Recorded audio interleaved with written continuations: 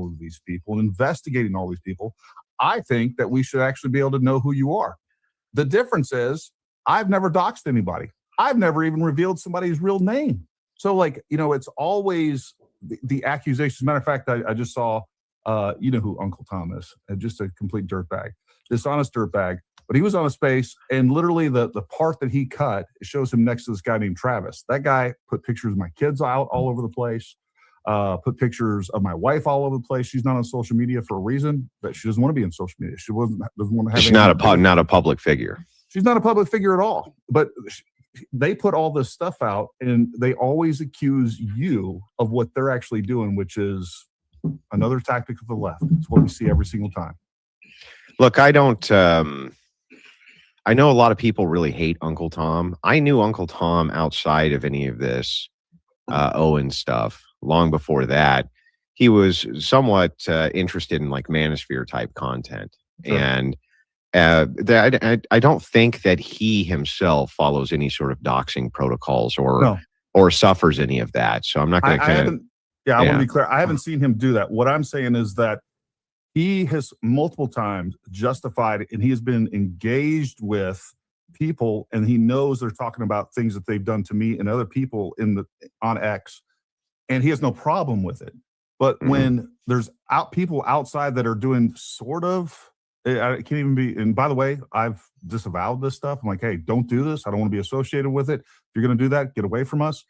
But the fact is like, you know what I mean? It's just it's a double standard. Well, and I do think that we need to play clean. Sure. We don't need to do the same things that are that we're resisting in order to be based. I think that. Did he just say that he disavowed it? Wait, what's going on here? Hold on, guys. Hold on. So he said he disavowed it, and then, but prior to that was saying he thinks people should be doxxed. Oh boy! So, and I can even go back and play it again. So you just heard him say he disavowed it.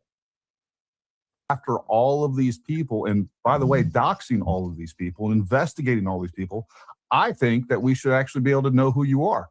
The difference is, I've never. So he's saying he disavows it, but he thinks we should know who you are.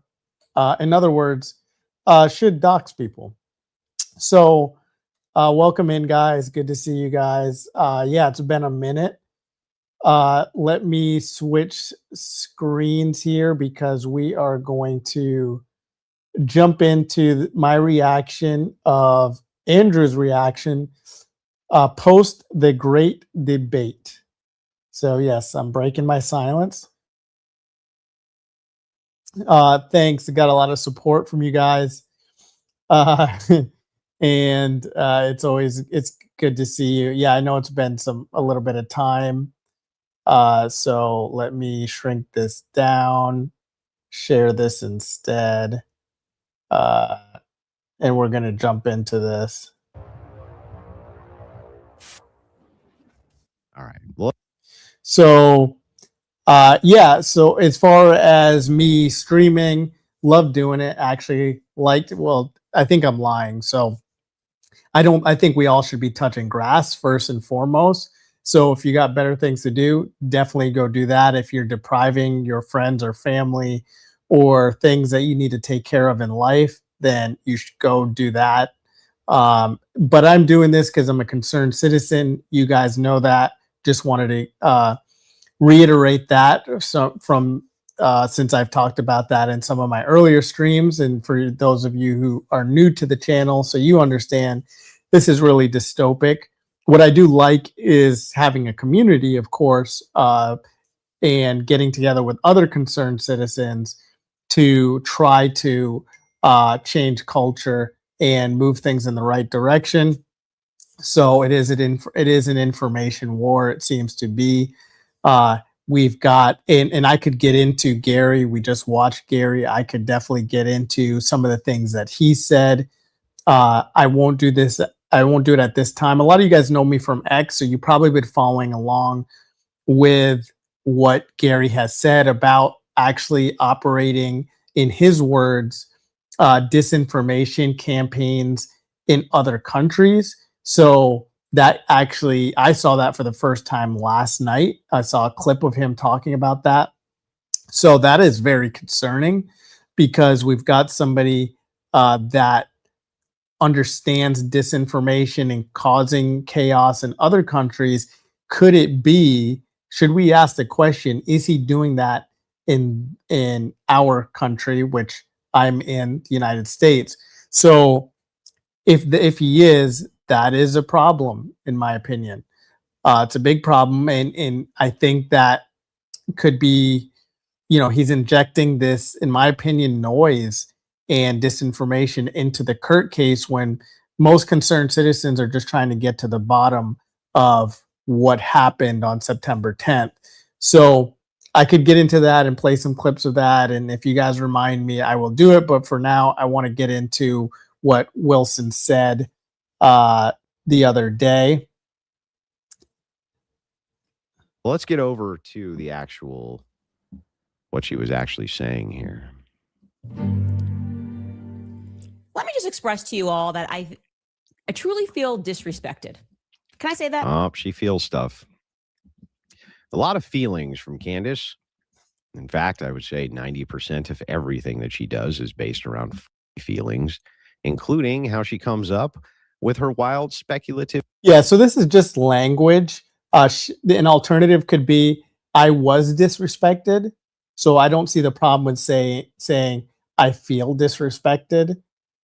So not sure. Maybe you guys can correct me. I don't know why that would be a problem, saying I feel disrespected versus I was disrespected. That is more declarative. And I think she's just trying to, anybody who uses that language in that way is actually doing that, trying to be charitable to the other side, to let them know, I feel this way.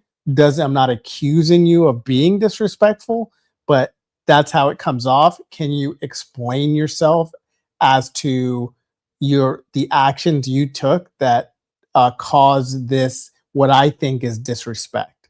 So I don't see why anybody has such a problem with breaking down language in this way to shame people for using the word feel. That don't see a problem with that. So right off the bat, Of theories, all of it seems to be based around how she feels. So since she went ahead and put in the disclaimer that she feels disrespected, I have a feeling that the next few things that come out of her mouth are just going to be total bunk bullshit. Did you notice that she accused you of incredulity, but after all the evidence you presented, she said, I'm just not convinced, right? She was acting on her emotions and her feelings. Typical. Love your style. Keep it up. Will do. I'm still convinced she's nothing more than a dejected woman. Possibly. I feel disrespected because there is no organization that knows better than Turning Point USA does, that I was trained to debate by Charlie Kirk, cross country, across too many college campuses. I mean, just hours and hours and hours while we. Well, that's interesting because you still don't know how to do it yet. I've shot a button buck inside 15 yards in the neck and the bullet did not come out. A work colleague during.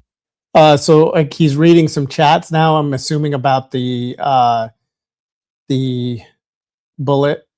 I didn't want to say bullet. I wanted to say, bullet. It is what it is. But let me put. I don't know if I've got my what's it called, donation link up. So I gotta double check on that.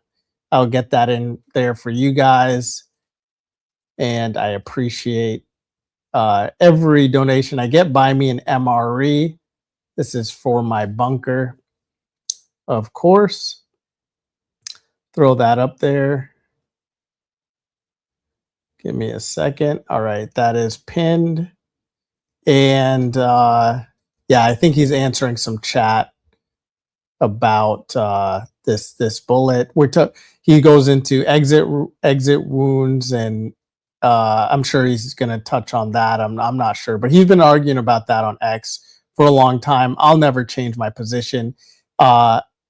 Charlie should have fell backwards, and he should have been jolted in some way. It's a lot of pressure. So I don't know why that's the hill that he wants to die on.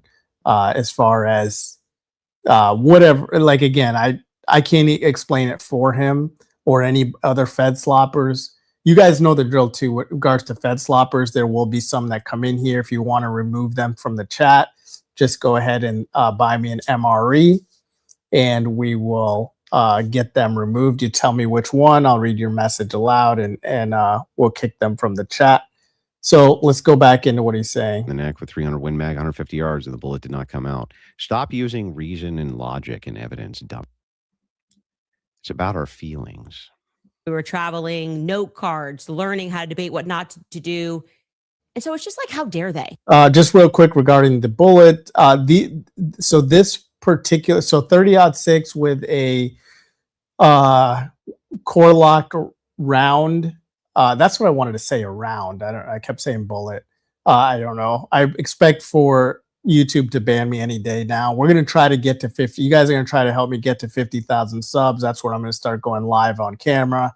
Don't know how long it'll take, but we've been exponentially growing thanks to you guys sharing the channel, liking, subscribing, all of these different things. You guys have definitely helped me with the algorithm. Some of my videos have way more views than they should, but so these rounds can actually take down, there's record of them taking down a rhinoceros, taking down moose.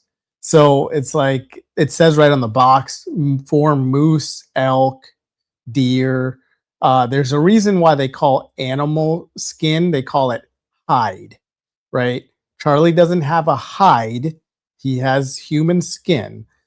So there, again, there is a reason, like animals are equipped to be all weather, to their hide is meant for all weather conditions. So, yeah, this argument around whether the damage it would cause is just really kind of silly. You know, how dare they send me Andrew Wilson? Well, they didn't. So that's the first lie. They didn't send me. Really, this is the new person that's coaching the students. This is who you think? Yes, the person who drubbed your ass in that debate up one side, down the other, and made you admit that you had no evidence for any of your positions. That would be me. Is going to take me down? No. Point of this was never that it was going to take Candace Owens down. That's an insane thought, and I don't know whoever thunk it. It's not a matter of taking a person down. It's a matter of pointing out that their views are untenable and stupid, and it creates a snowball, which then often will turn into an avalanche. Candace walked into a debate saying Tyler was a patsy, then literally said, I'm not saying we should go with the idea Robinson's a patsy. I know. She lost very early on. She loved Charlie. Charlie didn't love her back the same way. Oof. Yeah, so Candace did say, I think Andrew takes what she says on her podcast, and when she espouses her opinion, that everyone should hold said opinion. No, she's just on camp. She could be saying this opinion in the comfort of her home in her kitchen. The fact that the camera is on and running does not change the fact that people can think for themselves and whatever they want. She's not saying anybody should think that Robinson is a patsy. She's just giving her opinion. I don't know why anybody would have a problem with this. Goes into TPUSA headquarters in June, comes out, and suddenly he thinks that, I don't know, he's a billionaire, dropping my name. Oh. What is she even talking about? Do you have any positive evidence you received $10 more? I do now. What is she talking about? I'm a billionaire who's dropping my... What is she... Does anybody know what the she's talking about? What is she talking about? She's too afraid to debate me. Yeah, so, I mean, what she might be referring to, I don't know. I can't speak for her. But like 300K, I haven't even done the math on this, but like if you're going to do a debate, like if I was going to walk into a debate high profile debate, even the most high profile, I wouldn't be advised to spend maybe more than between 2-8% of my net worth. So I don't know that. I think 300K is way more than 2 to 8% of his net worth, but I really don't know. I don't know his net worth, but I mean that is obviously not a small sum of money. So yeah, you would think like somebody would need to have at least. Somebody could do the math for me on that. We could just always, I could look it up, but let me keep playing. Okay. Yeah. Okay. Great. Yeah, under complete controlled conditions at your house, and you still lose. Let me give you guys a Still little bit of lose. a backstory here. You should just Oh, I can't wait to hear the backstory. This is why I love Andrew. Evidence first, anomalies investigated, no fake certainty, no pandering to his own side. He'd rather take the heat than lower his standards. Boom. Look, man, I got a DM from a guy today who was like, bro, if you switch sides, you'd be more popular than everybody. There aren't any sides. You understand? Like, there are no sides. It's not that, like, one side believes this and the other side believes that. It's just a matter of what is provable, makes logical sense, what has demonstrable evidence, either material or philosophical, for the position. It's not a sides thing. It's either true or it's not true. That's not a taking a side. That's insane. Here's the thing. Basically, she's throwing pasta at the wall to see what sticks. She comes up with how many conspiracy theories, for lack of a better word, has she done? The alien thing yet? Probably. For the billionaire fund, yeah. Did Rachel have holy water or sage ready when you got home? We were dealing with a damn demon. I don't think so. I think it's just dealing with a dump. know what happened leading up to this, because it just will give you a better sense of what the organization has become. What we all notice is nothing to do with who Charlie was.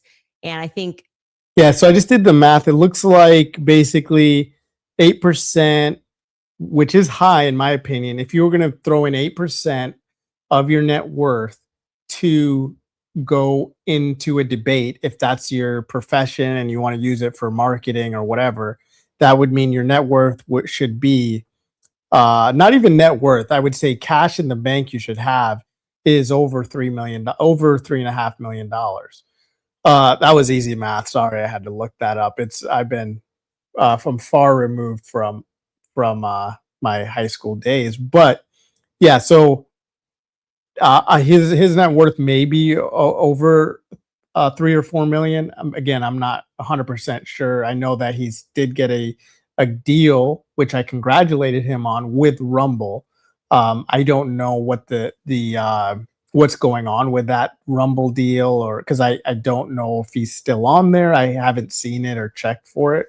But if I were him, I would stick to YouTube. That's probably why his decision was to come back to YouTube. Again, I don't know any of the details. I've never asked him about any of that. But 300K, yeah, it's that. I think that's why she's saying the billionaire stuff. Now he's just continuing with his chatters here.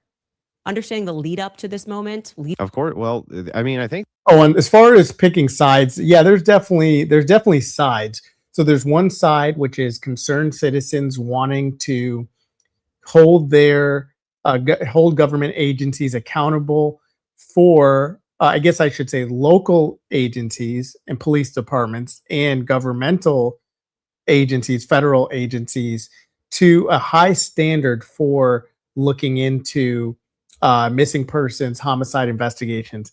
The other side, in my opinion, should not exist. No one's been able to explain to me a good reason to be propping up the official narrative, other than just to attack Candace. Again, I've been trying to debate somebody on this. I've called out many people on this. They don't have a response. I've said it a lot, so maybe by now someone has formulated a good response. to be able to debate me on it. But right now, there is no we're already paying government our tax dollars to the federal government, right, to do their investigation. That's enough. We don't need people also parroting what they're saying to argue with concerned citizens. What, like, that doesn't make any sense to me. So again, there is no good reason unless people just don't like Candace, which I think that's what this is about. They just don't like her. And in addition to that, it's possible, allegedly, people could be actually being paid to attack Candace by potential non-government organizations and other maybe even government agencies. I'm not sure. Allegedly, some people are looking at that. That she's right there. TPUSA is necessarily going to have to change post Charlie Kirk because the left them.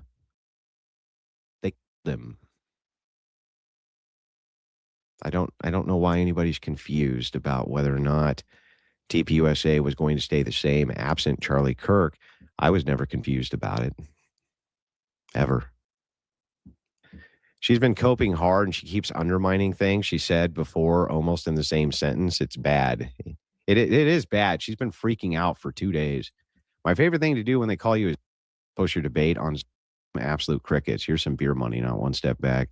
And I get a small loan of a few $1 million, Mr. Billionaire. Yeah. Tried to send you $50, but it seems degraded. Up to the great debate. I really do think that it will help furnish the answer of the strategy that Erica Kirk employs as the new CEO and leader.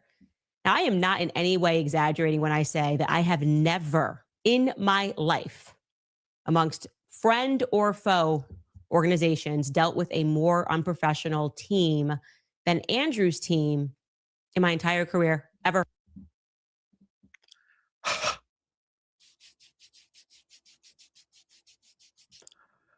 Well, I guess we're doing something. So I could point to his producer, Mr. E, who really dislikes me. I could very easily point to him as far as unprofessionalism. Not that Andrew cares. Maybe they reject political correctness and professionalism. And sometimes I get that sentiment because people's feelings these days get hurt too easily. But yeah, I mean, she may not be lying. I don't think she's lying about the unprofessionalism, especially when you're dealing with Mr. E. You guys have seen him on X. I've got some clips for him too I could play later. I do have a hard stop. Maybe it won't be a hard stop in 90 minutes. We'll see. I might bring you guys along with me, be on X platform. So yeah, Mr. E's pretty rough around the edges, not very professional. He said some things that think he probably regrets. Something right then.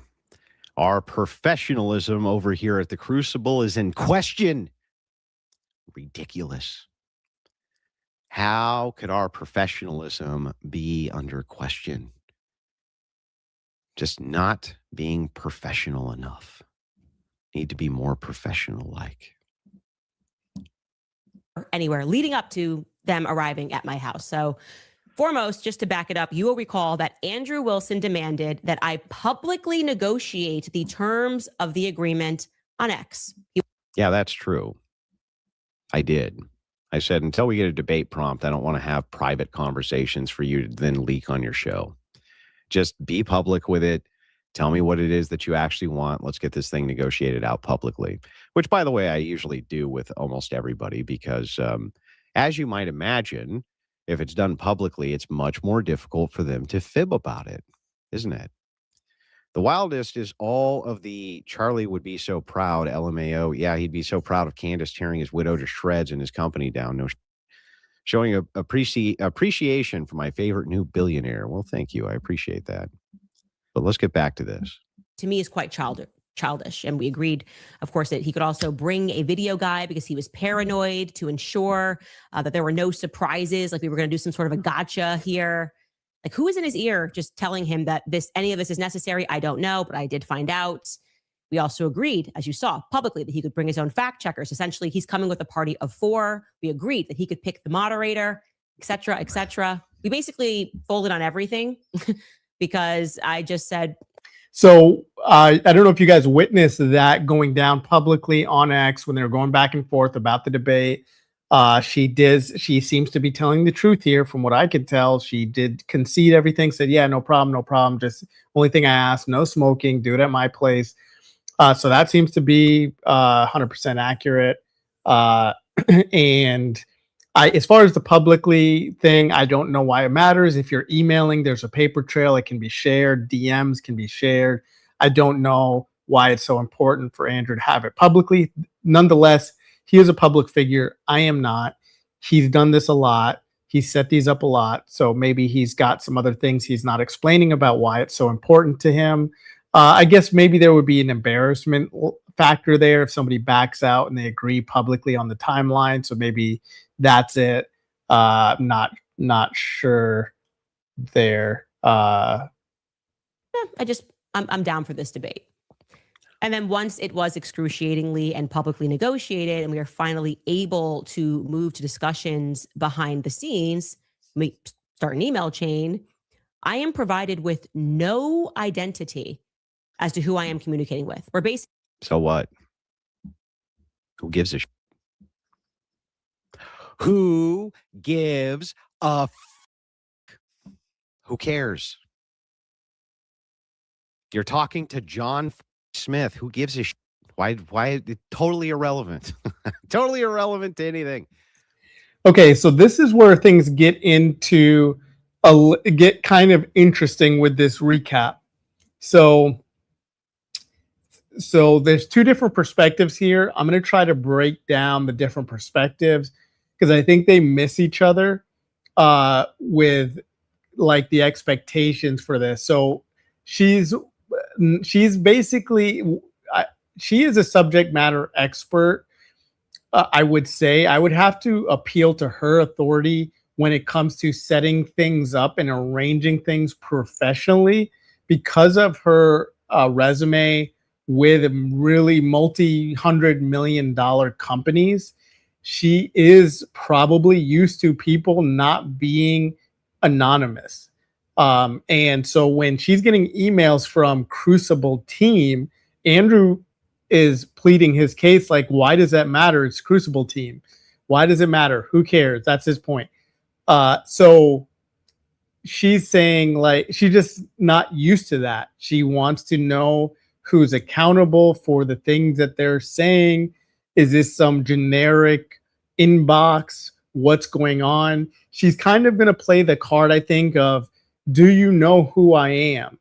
And nobody likes the, do you know who I am? Nobody likes that, but it's hard to argue against it in her case because she's, I could debate somebody. She's like the most popular person on planet Earth when it comes to her opinions. I'm not talking about somebody like that just doesn't give opinions. Like, I don't know, football players like Ronaldo or Messi, or very popular, influential in a different way, just star power. People like her for her opinions, geopolitical or cultural or whatever, and she is the most popular woman doing it. She is like top tier A-list, like A-list, like Jim Carrey back in the day, that type of A-list. So I think that's where they miss each other, because Andrew's treating her like a peer, in my opinion, and I'd have to argue she's not a peer, really. And so let's keep going. $300. Thanks for calling. All women regarded. That was really funny, I must admit. Pretty happy about that. Yeah, so he did say that all women regarded. As you guys know, if you watched that debate, that joke didn't land with there was, there's no studio audience, there's no laughing emojis like it's in an X space, there's just PPD and a woman in the room with you. And so I don't, again, the joke may have not landed how he wanted that to land, especially now opening his personality to the large audience. It was a risky thing to do. So I don't know if it worked out in his favor. She's mad because Rob clogged her toilet. That's funny. Basically emailing the quote unquote Crucible team. I'm like, so what? Who is this? Who am I speaking with? None of your, who cares? Who gives a shit? Why does any of this matter at all?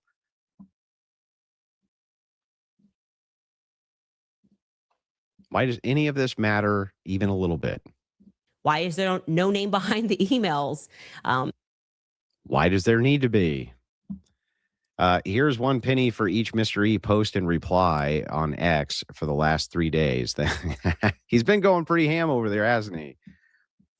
Great debate, Andrew. By the way, I think the kinetic energy of the round's impact has a much greater one than air displacement. Same result, but worth researching. Have a much greater. What does that have to do with the air displacement, though? The air displacement was the explanation for why the shirt might have moved at the collar. Even when we, like I said, we asked, who am I speaking to?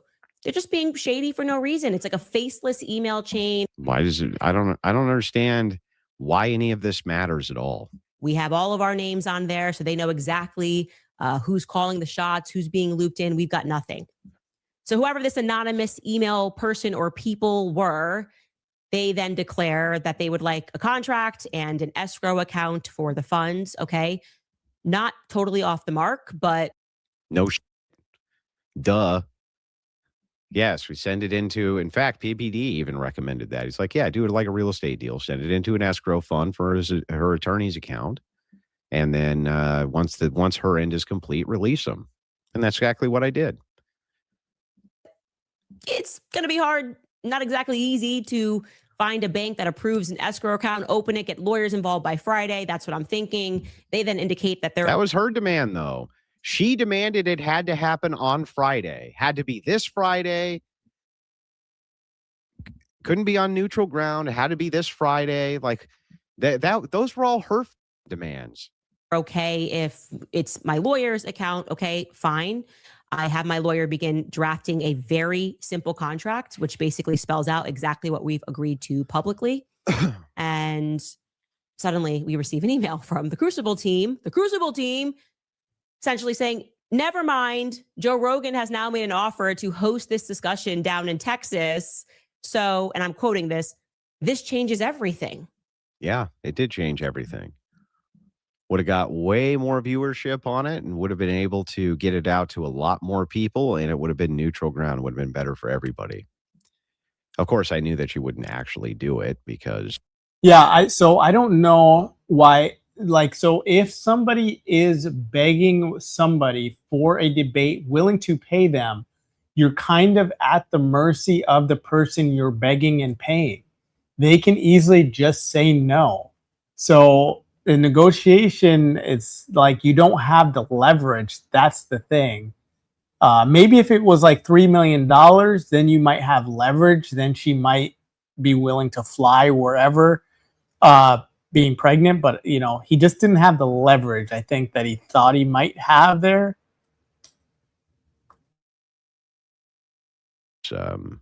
That the entirety of it was just to try to have it at her house with maximum control. That was the whole game. Let's just blow up the negotiations. Let's blow up everything that we made you painfully agree to publicly, because Joe Rogan will reach more people than your platform. Yes. Hey, thanks for the comment. I appreciate that. Delaney, I think I've seen you on X. The name sounds familiar. I can hardly see your PFP. Can't see it that well. It's kind of tiny, but you look like a hottie. So always like that. But speaking, not joking around here, I do appreciate the ladies that can understand that I like to use sarcasm and satire and make jokes and even be flirtatious. I don't know. I think we should be able to bring that stuff back without being sent to HR.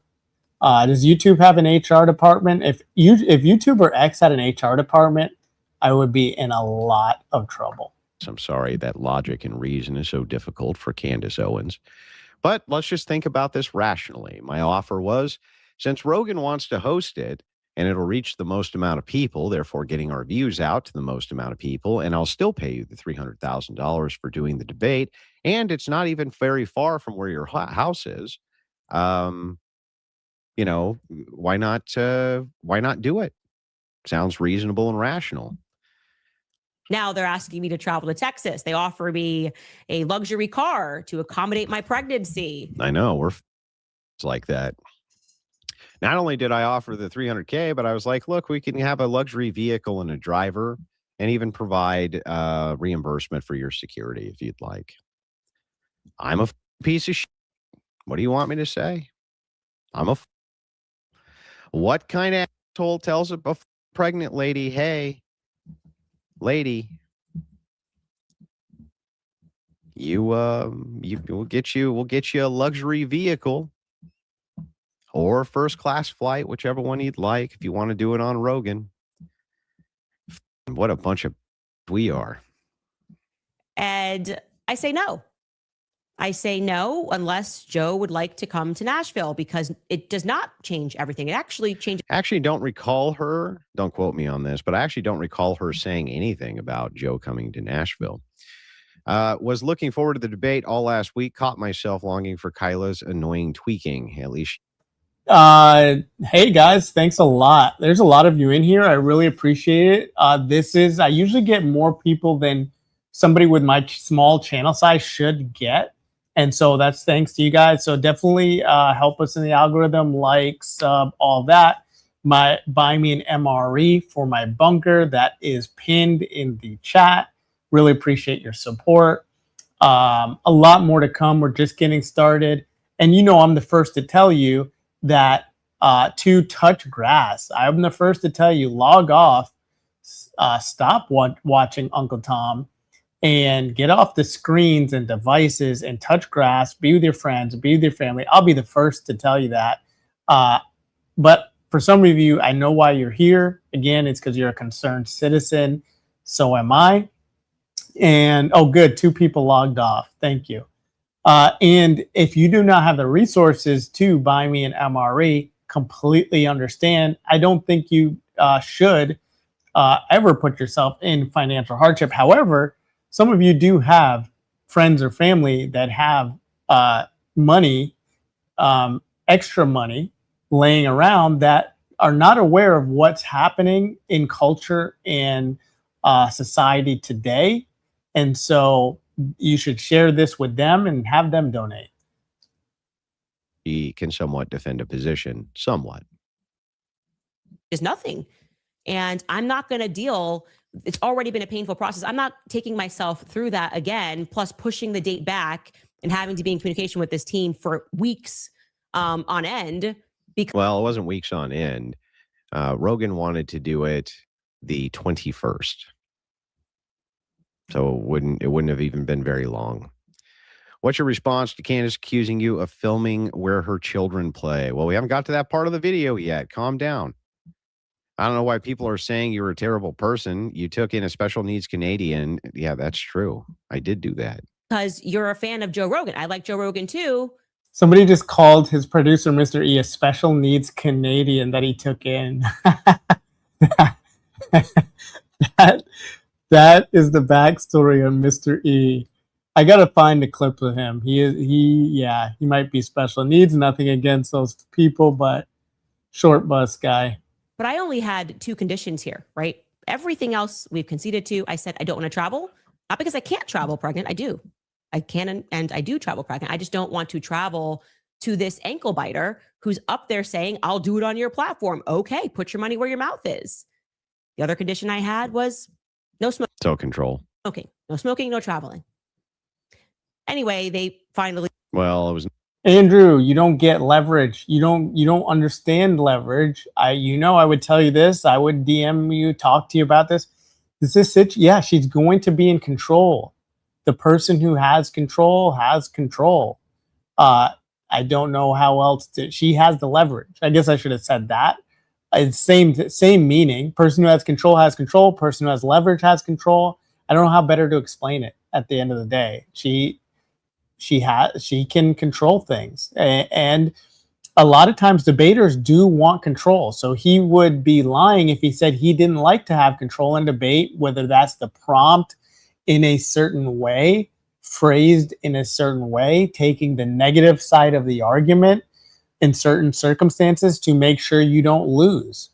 And he's actually admitted this to me. He's like, why would I pick a subject that I know I would lose on?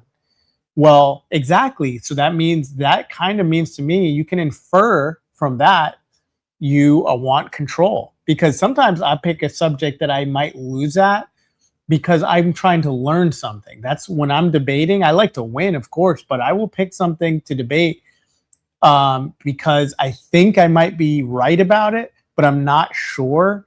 And I would love to hear the other person's opinion. And if I'm proven wrong, then, that's something I can learn from. Now I'm still a guy that's not necessarily going to readily admit that I lost. But nonetheless, you can learn from these things. No smoking in the house, actually.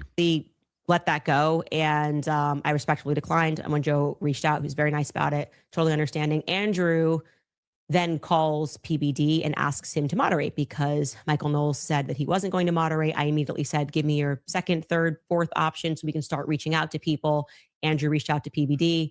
And around this time, the quote unquote Crucible team begins renegotiating what we've already publicly agreed to, asserting that they want to have a guaranteed 90 minutes to basically sit me through a deposition where This chick is so stupid. We must have explained this to her via emails like 5 times. She's so stupid.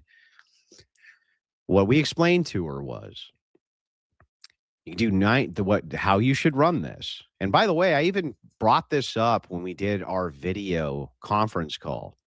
I was like, actually, the best way to keep it on track is if it's 90 minutes of me doing defense, 90 minutes of you doing defense. That way you can attack my positions. I have to defend them. Then I can attack your positions and you have to defend them. I don't know why she continuously says it's a legal deposition. I have no idea. It was explained to her ad nauseum, both in email and when I talked to her through PBD. I have no idea why this chick still in her brain doesn't understand that you can do cross-examinations inside of a debate and it's completely legitimate. And it's actually the best way to get to the heart of the positions of the other person. For some reason, she thinks that that's a deposition. I just can't make this up. He can just go at me and ask me questions, and I have to answer his questions about things that I have said outside of our debate claims. Now, no, not true. What a disingenuous, lying idiot. No, that is incorrect. What is actually correct is that her claims are tied into the idea that Robinson is a patsy. She uses those claims as evidence for that idea. So it's completely up for examination because those are her claims. Good Lord. I've watched Candace one time for every 200 times I've watched you, and I'm still not as confident that Tyler acted alone as you are. I know you didn't like him much, but I really loved Charlie and want the truth. What do you say to those of us 80% in the middle? The same thing I said? Hey, Delaney. I just picked I just picked my mods randomly when I was looking at the chat, like when I first started streaming. Just because I just looked at people who are really active, and but I don't mind having more mods. So just don't like remove people for no reason. If they want to crash out, hold on a second. Yeah, if they want to crash out, then let them crash out. But if they're, it's kind of obvious if they are being super weird or spamming the chat, then yeah, we got to remove those people. Yeah, other than that, just yeah, hang out, and I don't mind you being a mod. I'm gonna need them, right, guys? I'm gonna get a lot of people in here, 50,000 subscribers, and I will be on camera. So yeah, help get me there. I'm gonna need a lot of mods and stuff, I'm sure. In the debate, Tim, if it was just a matter of you, first of all, the position, I've never had the position that Robinson acted alone, ever. I just think it's most likely that if he had help, it came from the left wingers who probably assisted radicalizing him in that Discord. I said that during the debate as well. Never been my position that he acted alone, ever. Wouldn't surprise me if you find out that there was people in the Discord who helped him or things like, but they were likely leftists. I reject the idea that the federal government with TPUSA assisted in Charlie Kirk. That's insanity. But if all your claims is I haven't seen enough evidence yet because we haven't gotten to the trial to be convinced that Robinson murdered Kirk, that would be fine. Nobody would even care, especially least of all me. I wouldn't care. That seems fair. You want to wait until there's more evidence before you make up your mind? That's exactly how a rational person acts. She makes extraordinary claims, and those require extraordinary evidence. Notice how she calls you an ankle biter, but can't seem to stop talking about your character after losing a debate. It's pretty funny. Gets her stomped, admits she has no evidence for any of the things she's been claiming for 11 months, declares victory anyway. Can we get a promo code for Debate University? No. No promo code. Full price. Just make it all up. Just make it up. Yeah, they just made it up. Made it all up. We've already addressed that publicly, and I said no. I said I'm happy to answer your questions once we have exhausted our debate claims, but we're not going to have you sitting down and deposing me. I actually recommended via email again. It's not a deposition. Hey, welcome in from Kick. We got people from Kick coming over, watching. I appreciate that. I haven't logged into Kick for a while, but eventually I'm going to need to be over there quite a lot because I'm definitely getting booted from YouTube at some point. Let's hope not, but I don't. We've got a big problem now with people, in my opinion, seems to be even government involvement in shutting down speech regarding people wanting to dissent from the official narrative, what happened to Kirk or Butler, Pennsylvania. So yeah, I think that let's see. That's why I'm here, guys. That's literally why I'm here, because I reject all technology. I've been using technology for quite a while. I'm pretty savvy with technology, but I've realized how problematic it's become and invasive in our society, ruining young women and men. And so, yeah, we got to do something about it, guys. And I'm going to be putting a plan in place. So thanks for hanging around. What do you do with this? Like, what do you do? How many times do you have to explain it? I said, if you want that to happen, you're going to have to pass the bar and join Brigitte Macron's prosecution team against me. If that's what you're aspiring. Which, by the way, was a really stupid thing to say. It was one of the dumbest things in the emails that she sent. If you want to depose me, you have to join Brigitte Macron's legal team. What? Yeah, that triggered him. But let's take a commercial break. Take a quick commercial break, guys. Candace Owens, Tucker Carlson, they just keep getting louder, but they don't control the algorithm. It's inside that building. We steal it, we control the conversation. So I'm putting together a team. Andrew and Rachel Wilson. Locks, safes, vaults. If it's closed, they open it. Andrew, come on, open it. Come on, it's not a damn pickle jar. Will you shut up, Rachel? Just shut up! Timmy, speed, agility, gets in, gets out. This one's for you, BB.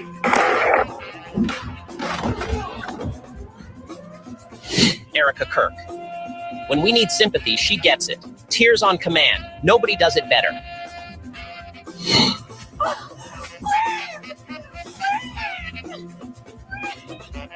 What the hell is she doing? Andrew Colbett. Spokesperson. Whatever happens, he explains why it didn't.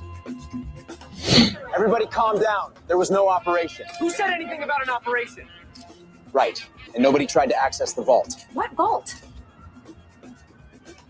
Okay. I'm gonna start over. And Blake Ness. He's just here.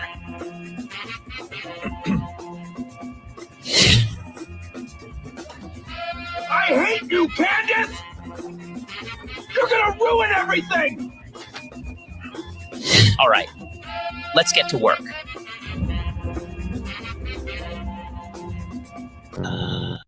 Candace Owens.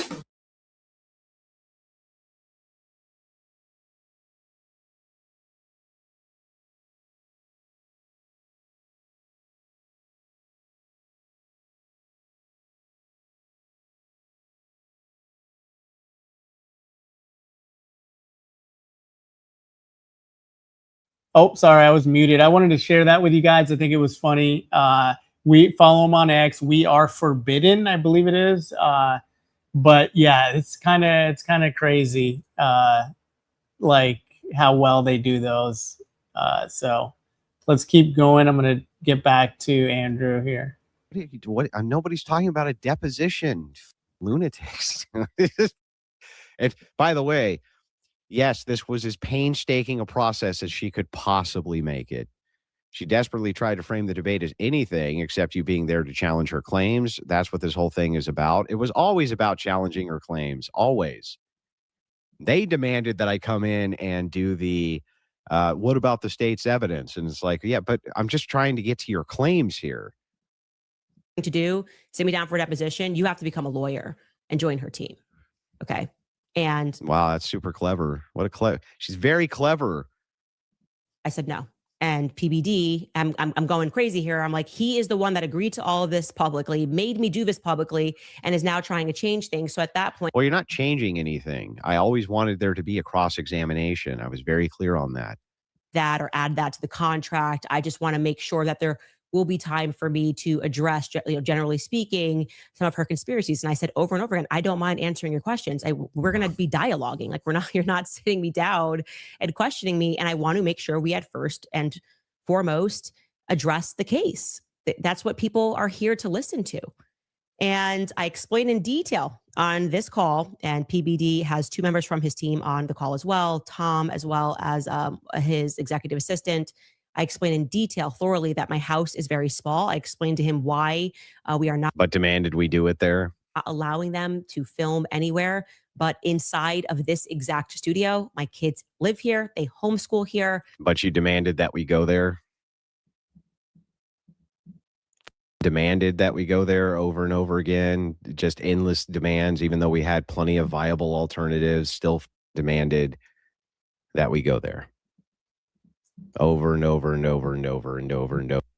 Yeah, again, she can make demands. She is she's the A-lister here. She's the A-list. She's the draw. She's the pull.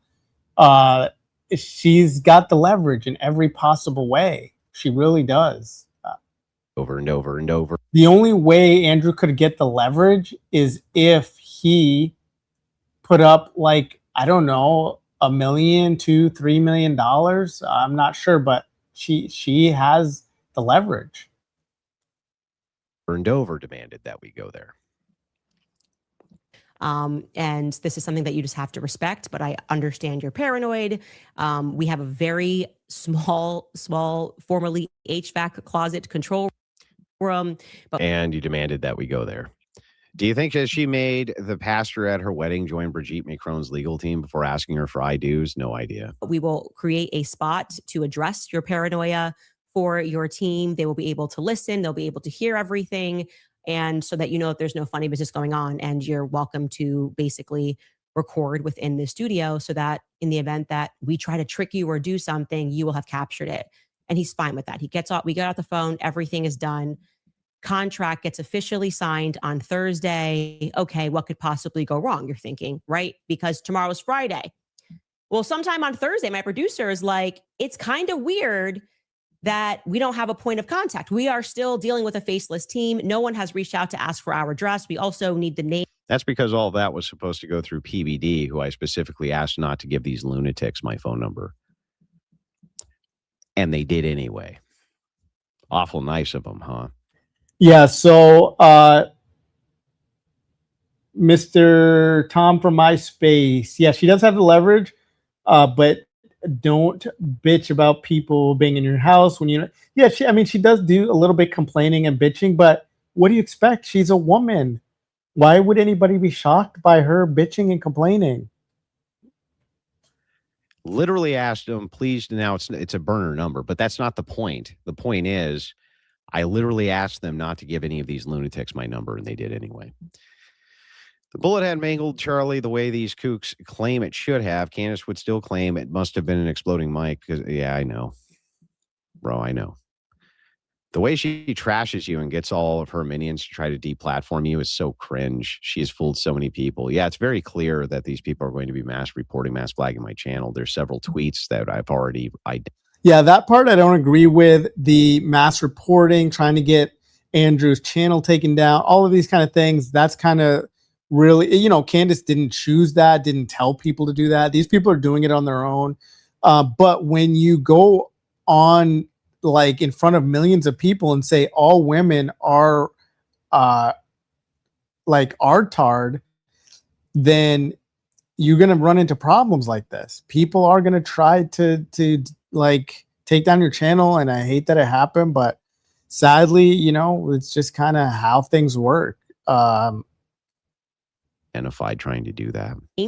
Because we have security and we need to know who they're bringing. So the people that you demanded come to your house. Now we have to have security and check their ID. Yeah, so she did make the demand, come to my house, and I think she was under the assumption that, hey, if I'm going to allow you in my house, I want to be able to do security check, background check, all of these things. And I think that's where there's a communication gap here, because Andrew, again, feels like he's a peer with Candace because they both have YouTube channels. But I'm making the argument, she is not a peer. She is A-list, wanted by many. Like when I say wanted, I mean attacked by many, many people, government, all kinds of like international governments and prime ministers. And so she like is expecting that you're going to be forthcoming with like background checks and all of that. And so you guys are on a different page. Andrew thinks, oh, this is just some woman like YouTuber. That's where I think he's making the mistake here and not seeing her perspective. She's a very important, very, very important woman. Andrew flew to TPUSA. Now contrast that with TPUSA, the CEO, Erica Kirk, flying to Candace, flying to Nashville. You guys remember when that happened last Q4 of 2025? So contrast the difference. Erica's never going to be flying to Andrew Wilson. It's actually, so that if that helps put things into perspective, people go to Candace. She is top tier A-list. This is just objectivity. This is not an attack on Andrew or anything like that. It's just like, it's like me. Again, it's like almost like me versus name any other YouTuber. Like I'm a nobody. I don't have leverage. I can't demand things. I can't say you should fly to me. I have no leverage whatsoever. And blah, blah, blah, blah, blah. Even though you didn't have to do any of that. You just demanded that it was at your house over and over and over and over and over again.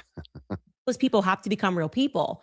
And we end up asking PBD's team to provide us a number for Andrew Wilson. Which they shouldn't have done, by the way. As I specifically told Patrick Bet David on the phone not to give these lunatics my phone number, that they could go through Patrick Bet David for any of this setup stuff as a point of contact. That's why we looped him in to begin with. She's trying to portray you as unreasonable and paranoid. That's Rich. Yeah, we were completely reasonable. Why should Erica give you a text to read that CK said to have sent after saying she had his phone and he was not texting people in fear for his life? You all act oblivious to lies like this. It's not. The problem is it's a lack of charitability on your part. You just assume everything is a lie when it's not actually a lie. What Erica said was that when she went through and reviewed the text messages, she didn't see anything like that. And then she got to his Telegram. I believe it was Telegram. And then she found other messages. Yeah, I don't think it was Telegram. I think it was Signal. So this whole text gate, that's gonna. I think he's doing a stream tonight at 9 p.m. Eastern. I'm not gonna stream or anything like that at that time. I think it's gonna be a nothing burger. It's gonna be more, in my opinion, TPUSA just putting unverified things out there. So. Like I'm gonna side with Candace on this because Erica's own word says, "Hey, I have his phone.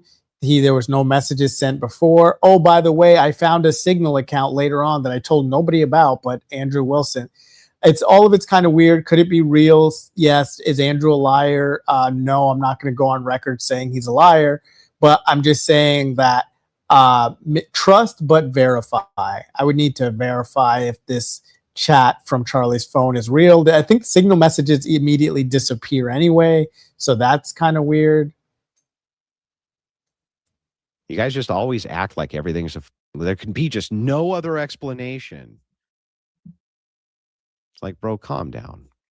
Someone should tell Candace this is all hearsay and she can't be trusted as a source. True. Candace gives me believe all women vibes. We get a number and it's Andrew's number, and he says reach out to this number, which seemingly belongs to no one. They will not identify themselves. So my producer is now texting an anonymous somebody. So what? We try to run the number to figure out who we're speaking to. Of course you did. Of course they did. Hey guys, so just an update. I'm not monetized on YouTube. I could be easy. I could have been monetized weeks ago. I've decided not to. That could change. Maybe I will. I have a lot of views and all that, but I'm not really convinced that I want to partake in this the revenue, whatever YouTube and being beholden to their platform. I mean, I'm still beholden to their rules anyway, but I do rely on you guys with the buy me an MRE link in the description. I rather rely on you guys watching this. Because again, I'm not monetized. If I go monetize, I will let you know. I think how it works, if once I go monetize, I still don't get credit for my other videos and conversations I've had, debates I've done. I still don't get credit for that. But I think the only reason maybe I would is because super chatting is easier, I think, for you guys to super chat on the platform versus going to a separate platform, buy me an MRE to do that. So there's a little bit of friction there, barrier to entry, but nonetheless, I don't know that I'm not convinced that I want to partake in their whatever revenue program.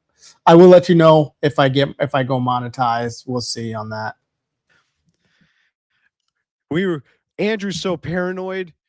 He said to reach out to my producer, and here's a number that you can contact him at. And so we immediately ran the number, try to figure out who he was. That Andrew's so paranoid. Andrew's so paranoid. People hear themselves. They don't even hear themselves. Beck B case. It's stupid of me not to mention. Dang, the stream's not even done. Am I stupid or is Andrew stupid? I don't know what you're saying, but no, I haven't mentioned the whole enemy to her house thing yet because I don't think he's gotten to that yet. Yes, Steven Crowder's team is a little bit sus in my opinion because there's a whole problem with the Candace, he said, she said with Crowder's divorce and all of that. I'm not taking any sides. you guys know that I do manosphere content, and that's more from a biological perspective and understanding the differences between men and women. It's not to hate on men or hate on women or anything like that. I am intrigued by the biological differences, the what's it called, the evolutionary psychological differences between men and women. So, but yeah, I'm not taking sides on that. I mean, I would definitely take Kansas' side over Crowder. I think he's just kind of an annoying guy overall, and he's seems to be pro Epstein class. So I'm not a fan of like the whole MAGA Epstein class stuff. So nonetheless, yeah, I haven't mentioned that. As far as the whole kids playroom thing, I'll get to that, but that is kind of like I don't think she did herself favors by bringing up kids playroom stuff. I mean, it's a garage. I really, yeah, that part I don't know. They're on, but Tyler was never on the roof. Do we really expect it to jump off of a roof, potentially breaking his leg and blowing the entire op? Good point. Appears to be a burner phone. The person I guess they want to surprise us with who they're bringing to the house. I can't even imagine this. I can't even imagine this scenario where someone has expressed to you, my children live here, they sleep here. But you demand that we come there anyway. yeah, so she's saying, yeah, so he's kind of right about this. Hey, my kids are here, but you're inviting them to your home. I think what she's saying, I think if they were forthcoming with all of their identifications, so her team could run quick background checks on everybody, and then they have the confidence to make a decision of who comes to the home, that would have been different. I think she's complaining because those steps weren't taken. Then I would think he would have a better case if he was like, look, she asked for our IDs, our background checks, we gave her all the info to do all that stuff, and she's still complaining, so yeah, and the background check stuff doesn't take long. IQ stuff. My children live here and they sleep here. Then why don't we go do a third-party neutral platform that you already said that you can travel there and travel when you're pregnant, and it's not a problem. Of course, she told me that it was a problem, but okay, she, fine. You're not going to travel. It has to be done at your house. It's like, then don't bitch and complain. There's going to be a bunch of strangers at my house. You insisted we do it at your house.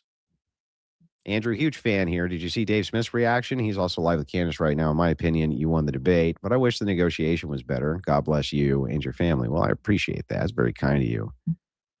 This is our personal home. Like, we are going to, have a studio outside of this in the near future, but for now, this is what we have. Now, over the course of this conversation with this faceless individual, the person immediately begins getting rude with my producer and insisting, again, this is on Thursday. This is the night before, that they're going to need a desk.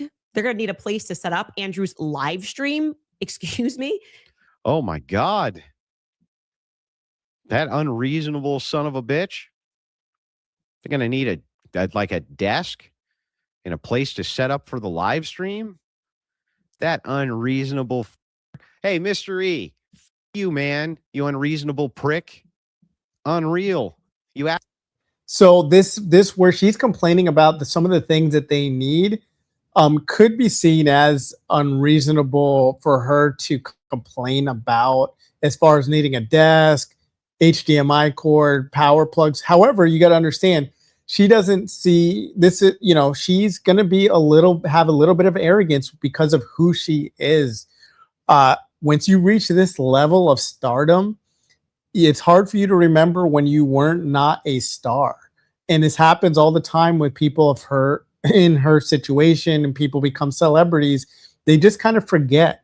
And so this is where this is kind of missed here by Andrew, in that she's thinking you're going to come to the home, sit down. You're just like some random dude, basically, on the internet, YouTuber. You're going to come to her home, You're privileged enough to just be coming to her home. And why do you need extra stuff? I have everything you need. I even have food, refreshments, and hospitality. I've got everything you need. Just sit down in the chair and talk to me on the microphone, and let's do the debate. So she is kind of confused about why he needs this whole entire studio setup. She's not really giving credence to his platform or his needs because she's just a celebrity A-list that does not really think in these terms. She could care less about his channel or platform. And to her, he is really just kind of like a pleb. He's a blip on the radar that's really insignificant. And this is how people get. I'm not faulting her for that. I mean, I do wish A-list celebrities did remember how it was back when they weren't a celebrity, but like, this is just the nature of being a human being. This is just kind of how she is. And that's my opinion on this. Let me know like what you think about this take here. Ask for a desk and a place to set up your live stream. What the hell is wrong with this guy? What a nutcase. Her biggest dig so far is that you didn't know all the charges offhand. That's all I've seen. That's because there's nothing else. The strangers in my personal home is the new I'm mad at the 2 minutes rule. They're saying they're now going to need an HDMI cable that's going to run out of our studio into the control room so they can set up a computer into a camera and live stream. Oh my God. How could they? Those sons of bitches. They want a place where they can set up and an HDMI cable? My God. How could they? How could these unreasonable sons of bitches ask for this insane amount of accommodation? BBD also didn't ensure she didn't have a person hidden in her house transmitting to her earpiece separately because that's what happened. I don't know. They need access to power, they say. Power too? Man, let's get this long list of unreasonable that apparently Mystery asked for. He wanted a place where he could set up to live stream, an HDMI cable, and power. My God.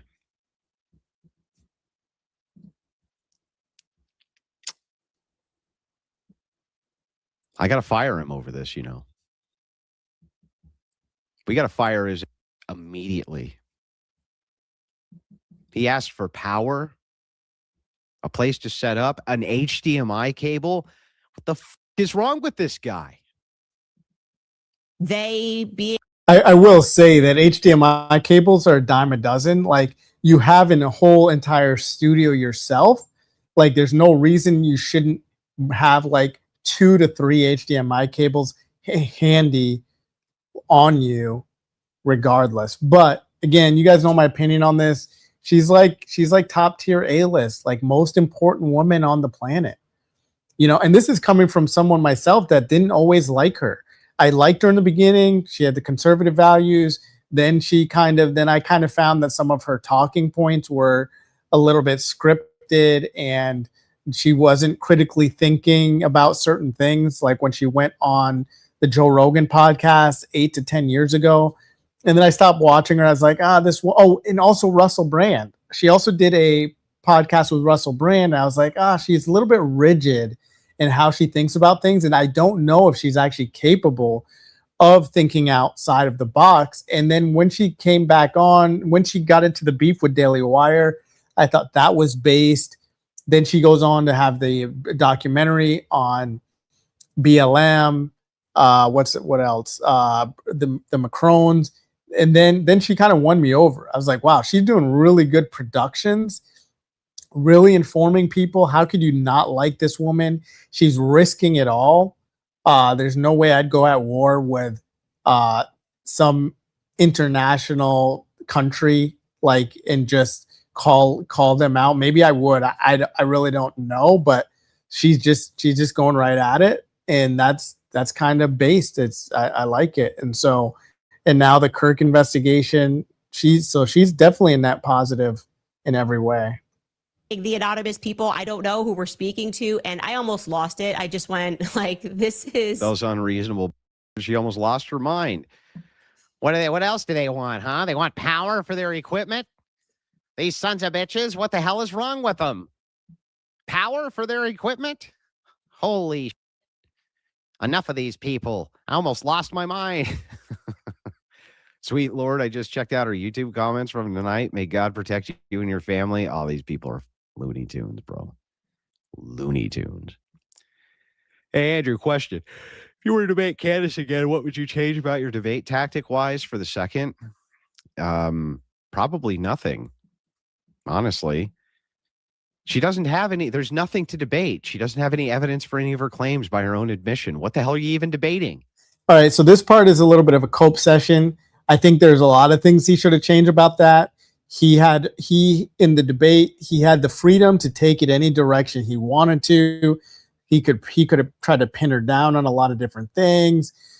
So he could have known the charges specifically. There's a lot of different things. So I don't know, him saying he wouldn't have changed anything. That's kind of odd to me. There's always things you can change in a debate, even if you win the debate. And I don't think he won just based on the poly market taking a big drop that day for no reason. No court documents came out that day. There was a big drop in the poly market betting whether or not Tyler would be exonerated. That to me is a W for Candace. It's, I don't know how else to explain it. Her feelings? That's all she said was like, it's my feelings. I just feel this way, Andrew. You can't tell me how to think, Andrew, and how to feel, okay? I feel a way. I feel a way. You can't tell me how to feel a certain way, Andrew. That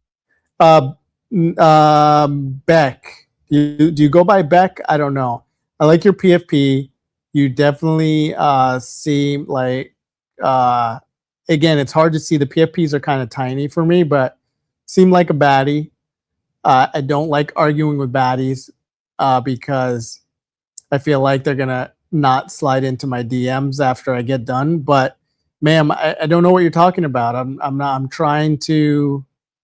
commenting on everything. I've literally been interrupting the video nonstop. But yeah, so I apologize. I don't know. So tell me what I'm not commenting on. I feel like I'm are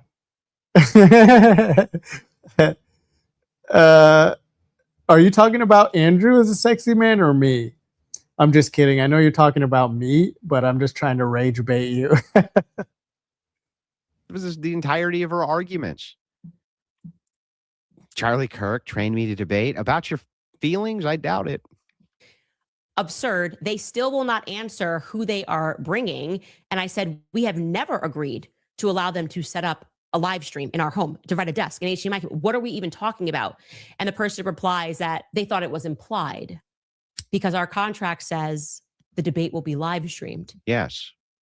So the assumption there is that we also get to live stream it. Duh.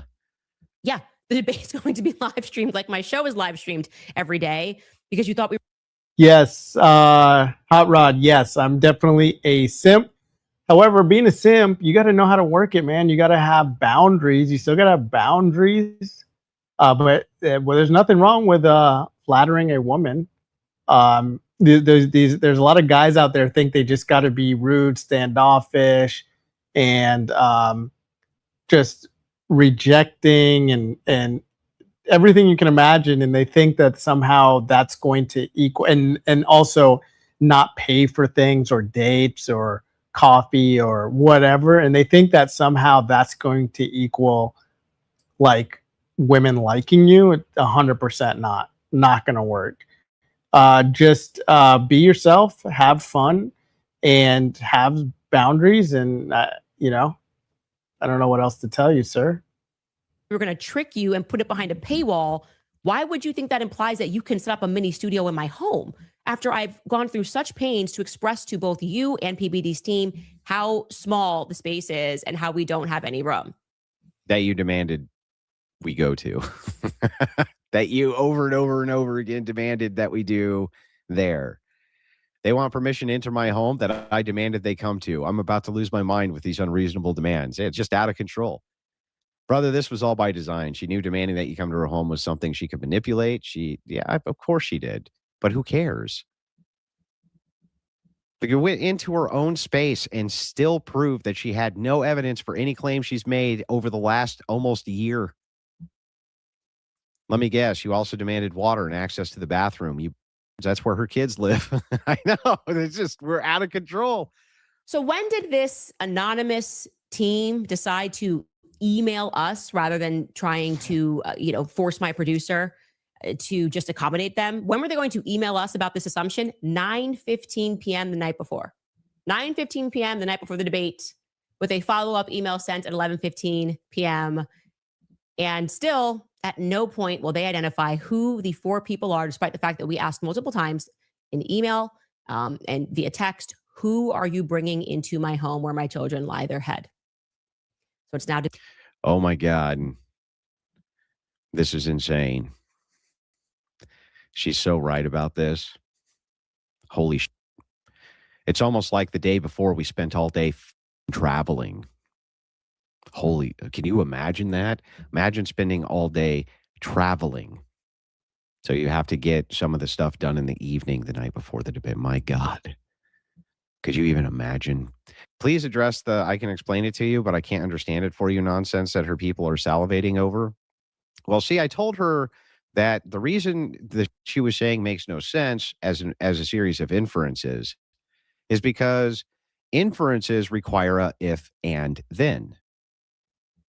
Example, if, right? If I am 20 minutes from work and I need to be there in 5 minutes, then I'm going to be late, was the example I gave her. So if and. Yeah, so sorry to interrupt him. I know he's trying to explain something here for you guys. And you guys are probably listening intently, trying to grasp this if and then argument, or thinking about evidence and cases logically. So I get what his intention is here. The problem is that court cases do not work mathematically and logically.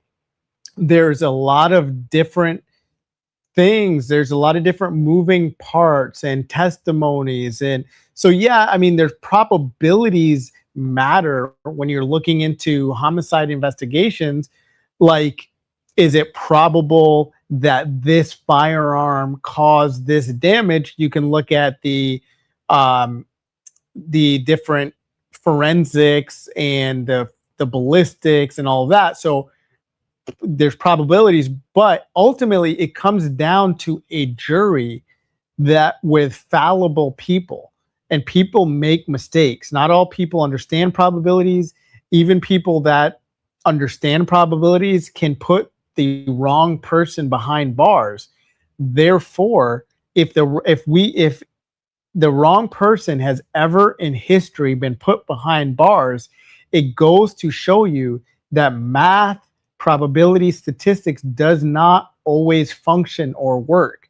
So again, he uses probabilities, which makes sense for certain things. He's like a manosphere guy. So for example, he uses probabilities to say, hey, if there's one woman that has been with 900 men and another woman who's been with one man, well, the probability or likelihood that the woman who's been with 900 men is probably going to have worse outcomes. And we kind of can look at data to say, okay, there's going to be they're more susceptible to domestic violence. So are their children more susceptible to relationships that don't work out long term. So he uses probability, statistics, and math when it comes to talking about the problems in society with culture and men and women and gender dynamics. But unfortunately, that line of thinking does not work when it comes to homicide investigations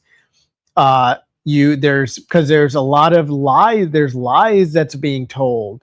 There's when you're talking about like a woman, let's say, that has multiple children by multiple men, there's no lies there. It's objectivity, because you can do DNA testing. I'm not making a case whether it's good or bad if a woman has children by multiple men. I'm just pointing out that there's things that you can look at to definitively say these are her children.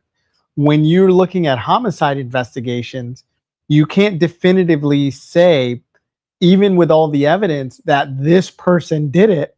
This person did it because maybe somebody who gave a testimony, eyewitness testimony, was actually not telling the truth. So this is where you guys might get a little bit bored with what he's about to talk to here, in my opinion. Then, if it's the case, work 20 minutes away, and I only have 5 minutes to get there, then I'm going to be late. That's an inference. What she would do is be like, Erica didn't answer question, therefore she's complicit in the murder of her husband. Those are not valid inferences. The if and then made no sense. And so I pointed this out to her. Can you explain to me how you get to these series of inferences? And then she said, well, I can say it, but I can't understand it for you, which is true. I actually can't understand a bunch of just mouth diarrhea nonsense. I can't. I think we all know that I can explain it for you, but I can't understand it for you. That'll go down in history. So she got a W with that. Thank you. I appreciate you buying me an MRE, Beck. That MRE is for the bunker, where you and I will attempt to repopulate the planet after this apocalypse. But I'm kidding. But no, I really appreciate the donation, Beck. And you, if there are any naysayers in the chat, Fed sloppers, which I don't see many today, you definitely can remove one, or let the chat know which one you would like removed, and we will get them removed. I don't see any of those people, but again, I'm happy to discuss with you, Beck, whatever concerns you might have with my commentary, or I can go into depth on certain things. So that goes for anybody as well. Let's see here. Oh, by the way, I did adjust my mic for those of you who have been here the entire time. I actually turned it up to get louder. If you've noticed a difference, let me know. If you've noticed no difference, then it is what it is. Maybe it sounds worse now or not. I'm not sure. Understand that is in fact the case. Debate day, we still get no answers, no identity of who they're bringing. They want to surprise us. That's very apparent. And I just want to say, I cannot comprehend how degenerate and disrespectful you have to be to do that. I would never do that to anybody, no matter how I felt about them. So we just made sure that they were not welcomed through the front door. We normally just welcome everybody through the front door. Instead, they had to go through the back, through the basement door, because why would I allow anyone to be so unnecessarily disrespectful? And then we figure out. I actually don't think that this is the case. So it is true that we went through what she's calling her back door, which is kind of funny, but that is true. But I think that's because that was the closest area to the studio. Like there was just one turn and then you were in her studio. So that actually makes more sense than having people go all through her house in order to get there. That's why I think she did it. I don't think it has anything to do with her feeling disrespected or anything. By the way, she didn't bring any of this up at the time. She didn't bring none of it up. Nothing. Not a thing. Smoking Man won for even the first round. Our word was said. The prompt was overwhelming, meaning Andrew's preference. Debate unbeatable. It's true. It is actually a good point. I've been doing nothing but posting shorts exposing the fact she literally conceded the debate prompt. No proof of a patsy. She did concede it. Can't believe she doesn't trust it. So as you can see, he's going through his chat. I'll go through some of mine. I don't know who would it come over to the dark side. What's the dark side? I'm confused. What was I going to say? No, what did I forget? Damn it. I'm going to remember. Hold on. Anonymous people when it comes to her house, but she could if you told her was coming for her. That's funny. Why? And then it starts to make sense because he shows up with Steven Crowder's team. Steven Crowder's Whatever. producer, CEO, regular on-air talent feature who spends all day mean tweeting me. He's actually like the CEO of whatever it is. Well, I didn't show up with Steven Crowder's team. I showed up with my friend Gerald, who I've been friends with now for quite some time and who I like a bunch. So, Yes, thank you for the compliment, Beck. So definitely flattery will get you somewhere. So flattery is always amazing. I love it. And as a matter of fact, this is why I'm here, because you bring up a good point when you're talking about children. And I do on X, I talk a lot about culture. I talk about gender dynamics, men and women. And the reason I do have these discussions is because I actually don't want you to follow my footsteps. I don't, any young people listening to me on X, that the whole point where I engage in these discussions is I don't want people to wait to have children. I was a little bit psyoped going in school, high school, etc., into people saying, oh man, it would be so bad to have a child at this stage of your life. You're so young. You won't be able to have fun. You won't be able to go out to the bar and go to the club and do all these things. So, and I actually, just for the record, so you guys know, I don't, and I've talked about this on X too, I don't have children, and I'm not better for it. I think that is problematic. I make like the best out of life as I can. I think that some people just can't have children as well. And if that's the case, you can't, that doesn't mean you still don't have a duty to society. You still have responsibilities. You still have duties. So nobody should be disappointed by it or let it consume them. But again, I'm an advocate for people to get in good, happy, stable relationships, healthy relationships, and have children. It could seem daunting about the financial aspect and all of that. But what people do, most married people with children report that things get better. You end up making more money. The kids aren't as expensive as you think they are. You do have to make sacrifices and all of that. But I do appreciate the compliment on the children comment here. crazy. Steven Crowder thinks he does anymore. If you don't know who Steven Crowder is, he's basically a child actor who never stopped being a child actor. He's a 40-year-old man, and he just likes to prank people. And this is exactly his brand. Just lying her off. Just lying her off. If she was in any way, shape, or form even attempting to be honest, she'd say, if you don't know who Steven Crowder is, he has one of the largest, and had one of the largest on YouTube, now on Rumble, shows in existence in the political arena. And he does a daily show with political commentary that's tuned into and seen by millions and millions of people. That would be the honest answer. What does she give? He was like a child actor. He never grew up. Grow up, Steven. Grow up and be an adult and accuse people of people with no evidence, Steven, like an adult does, you stupid you. Logic beats feelings every time. While emotions are significant, they don't determine the outcome of court cases. Evidence does. You're amazing, Andrew. Thank you. She's pathetic. She's appealing to low IQ women, the ultra collective. This was not a debate about if the shooter's guilt. It's an exposition of the ultra collective cognitive dissonance. Of course, you're going to stream it. Of course. Of just doing something this disrespectful for no reason. And I mean, when I say disrespectful, and I'm not even like Gerald Morgan is who he brought with him.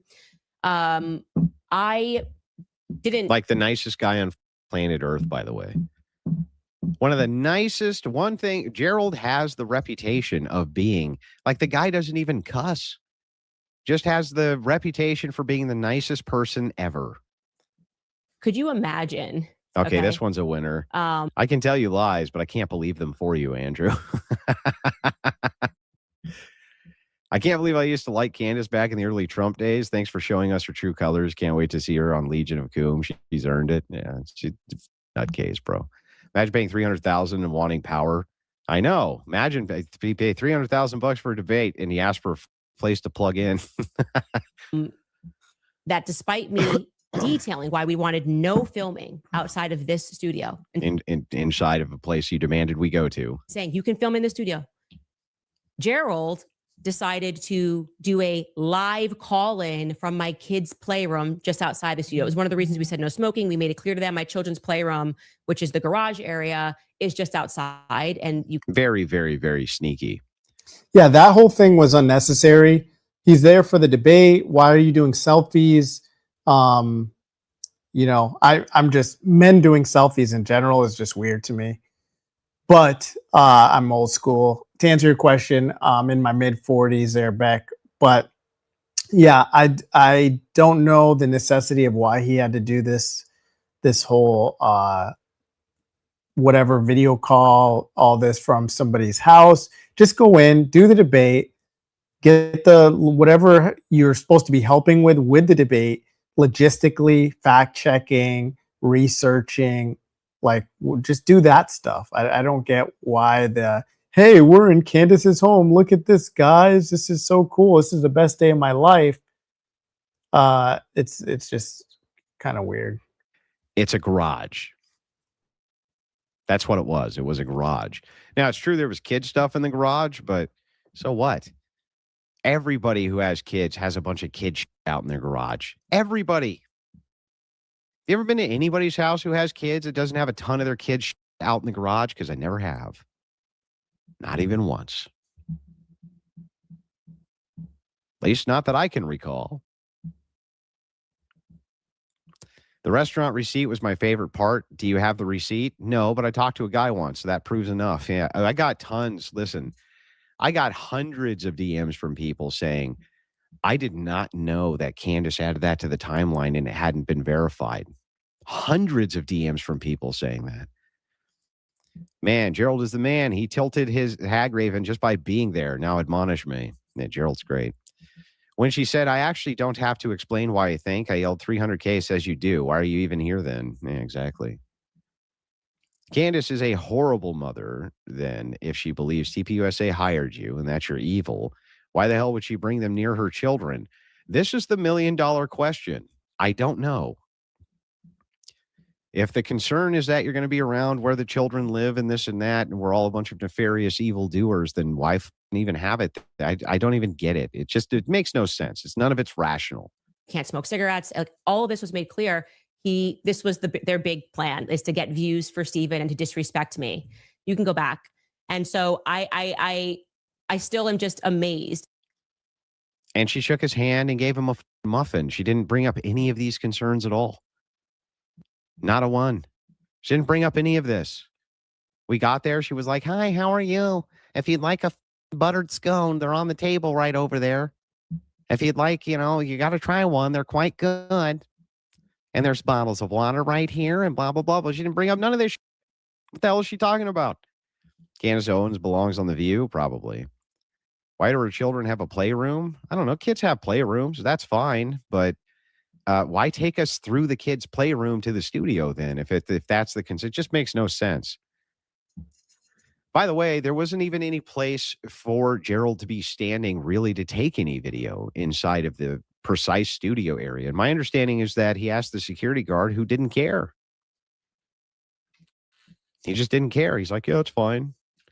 Because there was people all over the place. Keeping it real. All right, guys, I got to try to eventually I got to start setting like goals here. So, but thanks for you guys being active in the chat too, as well. And everybody watching. It's been a good stream today.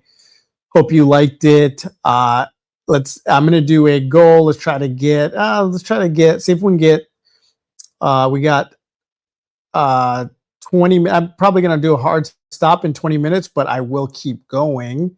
And you guys, I'll bring you guys live into my X space in 20 minutes. here on YouTube. Just let's make a goal of, let's say, $25. See if we can get there. Buy me an MRE. Link is pinned in the chat. Let's get there. Otherwise, I will end the stream. Not a big deal. You catch me on X, but I got to start probably setting goals like everybody else on YouTube. But thank you guys. As far as this commentary, again, with the whole, people in her house, I think I've talked about that at length. I think this wraps up soon as well. So if this wraps up and we continue the stream, then I will play some more stuff from X, some other videos, Mr. E maybe. I'm looking for that clip of him as well. Let's keep going. Overwhelmed isn't 75%. It's 175 in my opinion. The fingerprint degradation, he could have used gloves. Well, I don't understand. It's 175% is overwhelming. No, I don't think so. Is by plotting against another very pregnant person to sort of like break. Like if I. Oh, that's what I wanted to say. So you guys, whenever you're playing, let's say you're playing a game of pool. You ever played a game of pool and then you, early on in the beginning, you sunk the 8-ball into a hole and you've lost, right away. So that's what I was going to say. I told you guys I forgot what I was going to say. This is what I wanted to tell you guys, is that he was saying, oh, well, she conceded and she lost the debate because she conceded about the Patsy and all of this. Well, he sunk the 8-ball first, in my opinion, when he said he was 75 to 85% confident Tyler did it.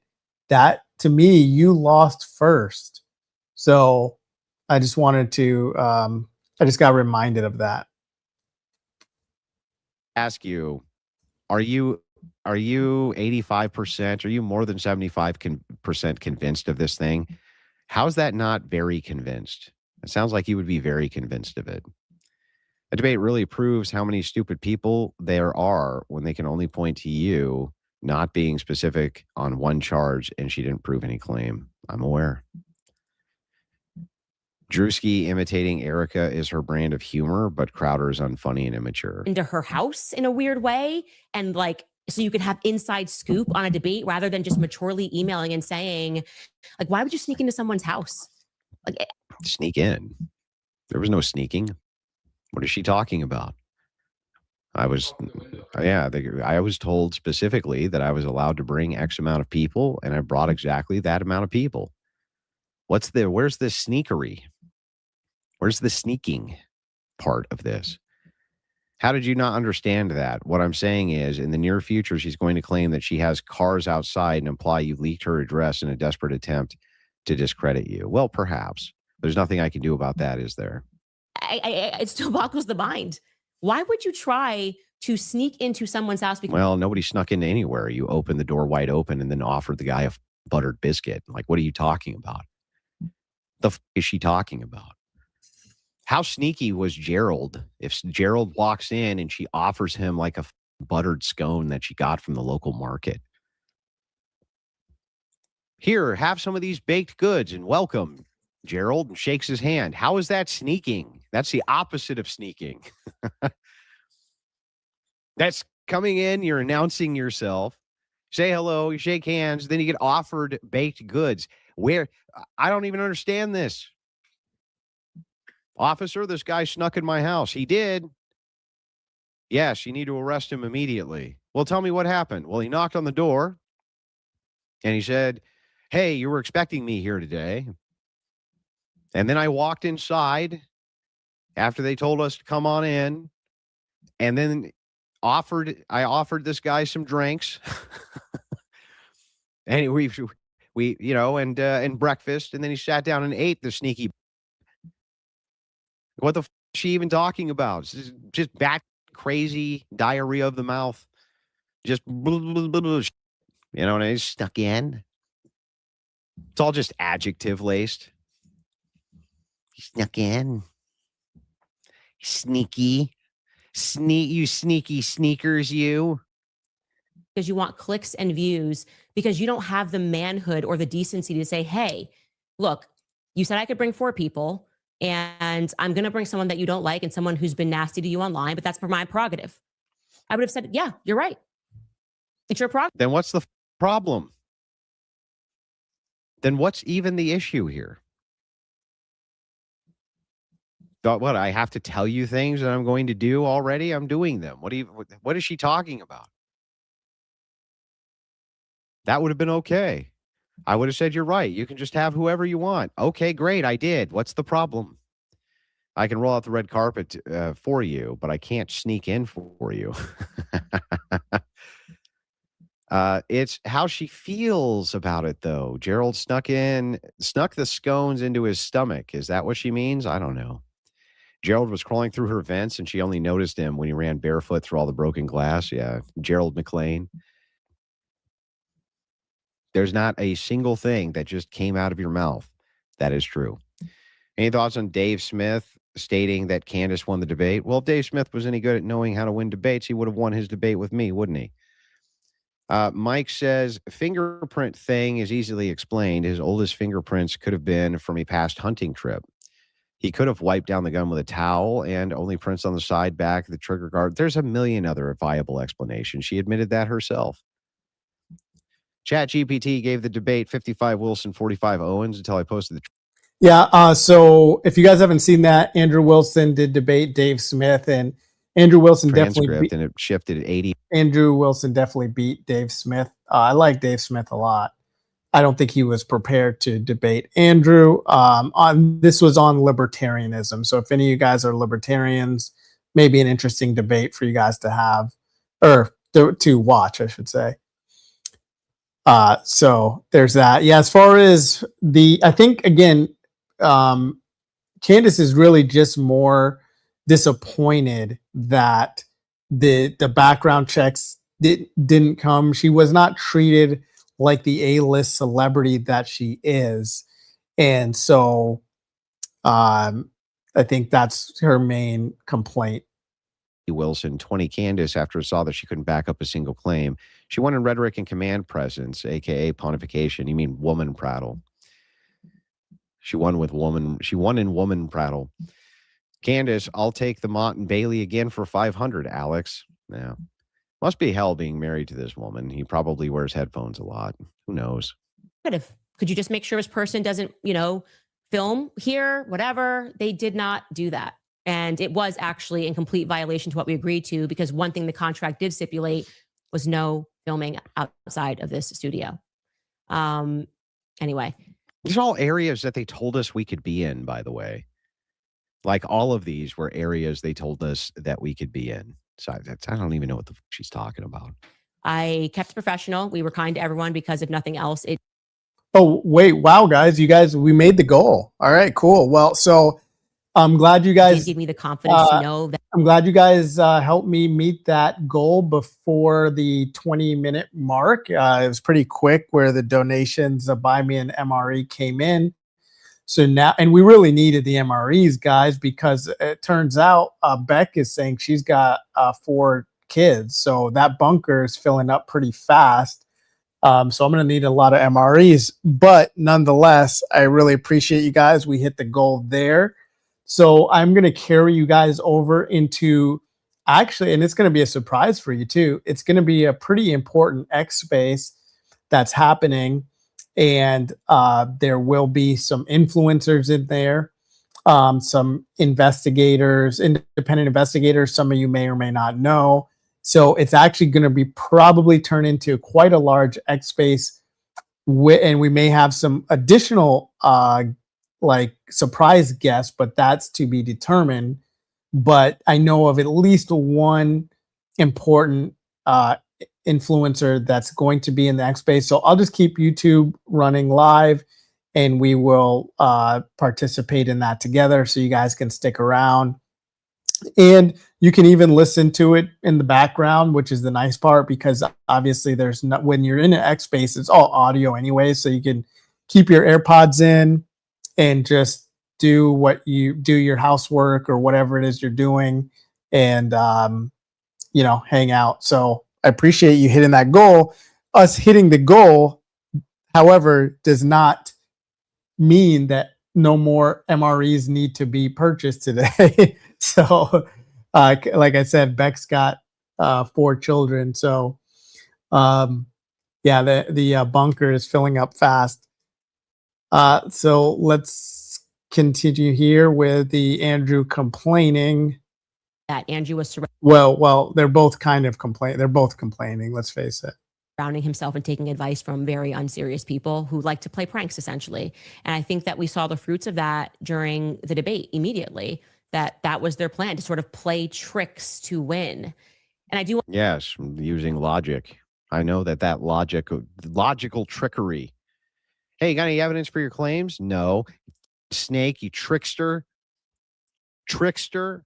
Andrew defined overwhelmed at the beginning. She acknowledged and accepted the definition. Correct. I just mean very convinced. That's what I mean by that. I enjoyed meeting you and your team at DebateCon. Candace, giving credence to conspiracy theory.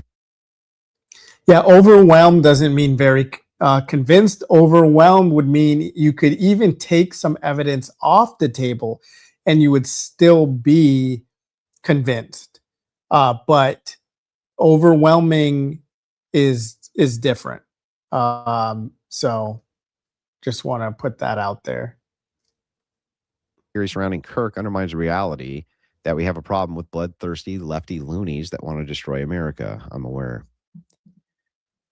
want to say, just to be super fair here, the team, particularly he had in the control room, Rob, he was very kind, very professional. Even Gerald, he was kind and professional to my face, but I thought that we were the most unprofessional people. Yeah, I'm sorry, guys. If we have Fed sloppers in here or people that need to be kicked, we can. So I appreciate the donation that came in from Beck. She obviously wants to be in the bunker. And let's see here. I think I can say your name. Gaz and Beck. So really appreciate those donations. And yeah, you guys definitely can kick some Fed sloppers. I don't know that there's any in here. I haven't seen any. So there may be one or two. Ever. What the chick contradicts herself every 5 seconds. She started this out by saying we're the most unprofessional people ever. And now, hey, they were super professional the entire time that they were there. Make up your mind, lady.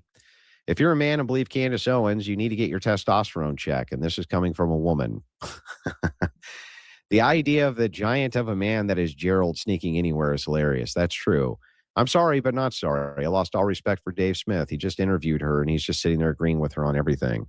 So what? This is not, why is this surprising to you? If you're a man to believe Candace Owens, underwhelming debate. Candace just reeled back on everything and just said no evidence of my theories, just feels. Exactly. Can you explain what this whole foot shaking is and how is that even a dunk on you? Well, okay, let me explain it to you. Ready? There's lots and lots and lots and lots and tons and oodles and boodles of men who, when they have one of their legs over their knee, they shake their foot. There's millions of us. Sound off in chat if you're a foot shaker when you have your leg. When you have your leg. No, foot shaking, and this is not, I don't know the science behind it, but I 100% know that it is not just, you're not just born foot shaker. It has something to do with attention. If I had to guess, I know I just said I 100% know, but I'm really convinced that it's nothing to do with the weight of, I don't know what he's trying to say here, the weight of somebody's foot or the angle. It's literally attention.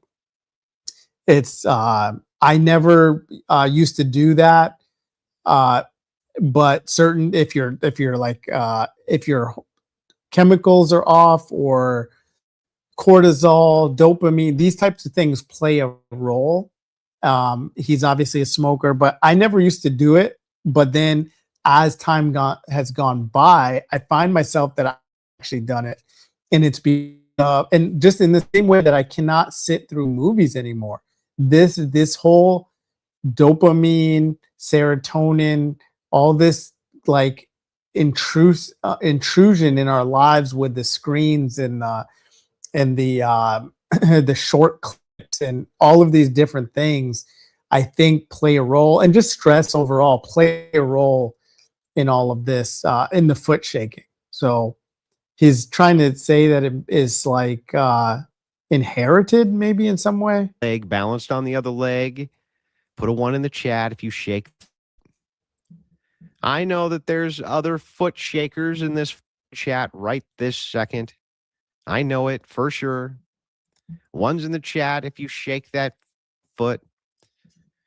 My wife's always bitching about it, in fact. Always bitching about it. Sometimes she'll walk by and she'll reach down and just grab it so it stops for a second. But then when she lets go, it starts going again. Look at all those foot shakers in chat. Hundreds and hundreds and hundreds of foot shakers. Candace looping the Crucible into her conspiracy show to stretch the debate cope will do more damage to her than the debate did. And the debate was lighting of the wick. Now she contradicts herself into irrelevance. It is the snowball which begins the process of the avalanche. $1,500 away, pony up, Crusaders, and give your money to the glorious cult leader, Smokey Man. I mean, you've got to have a cult, I guess. Dude, look at your face in that pause.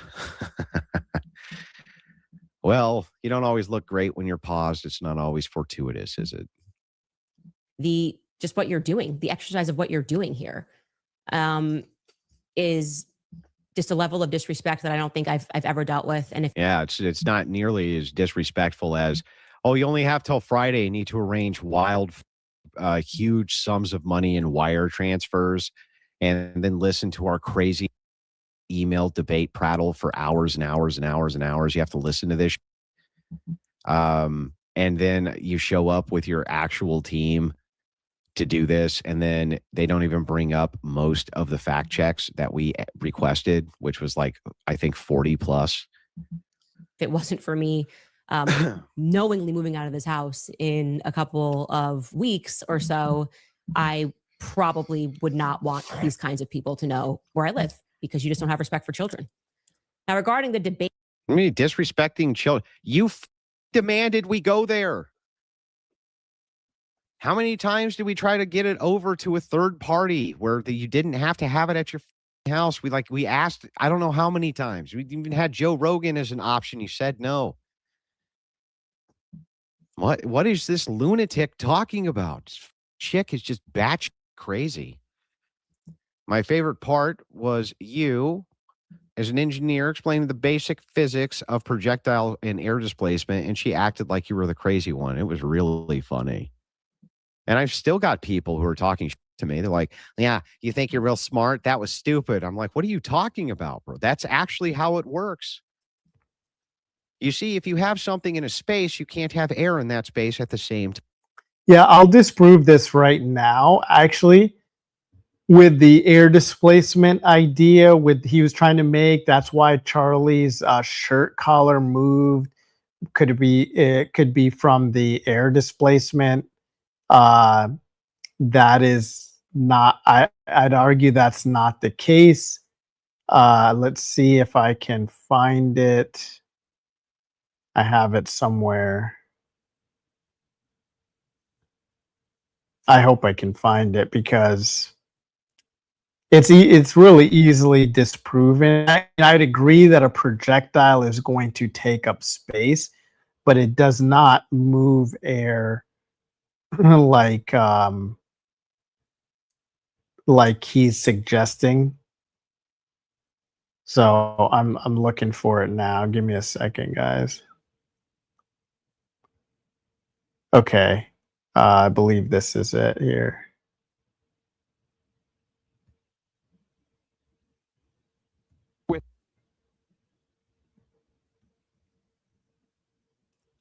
All right, let's go. Hold on a second. It's not playing for some reason. Hold on.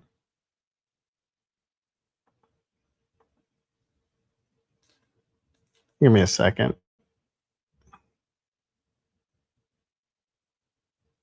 Time is going to displace it. That's how that works. That's how mass operates. Coming from the 20K Baron Coleman live to hang out with the losers for a bit. Hello, losers. Oh, come on, Ellis. You love me. You know you love me. Foot.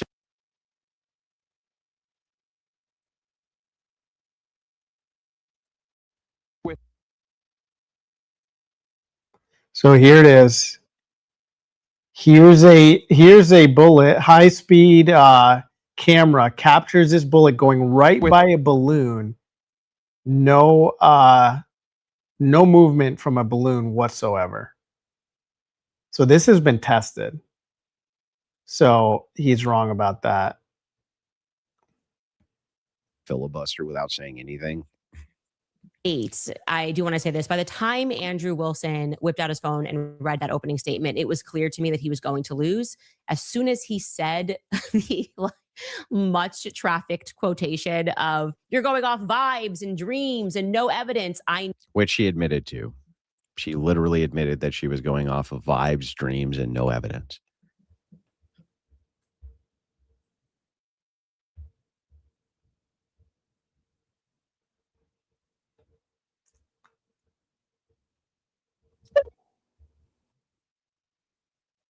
Yeah, you're not kidding. It was definitely an interesting story this morning.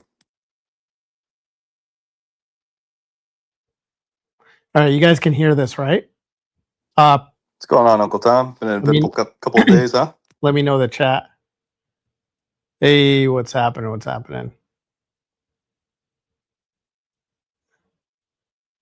Yes, it's definitely been interesting, right? Barry. You've been busy, my friend. That I have. That I have.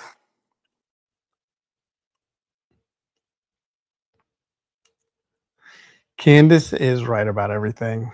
Changed my mind. Figure just give it a little controversial title and see who we can get to come disagree.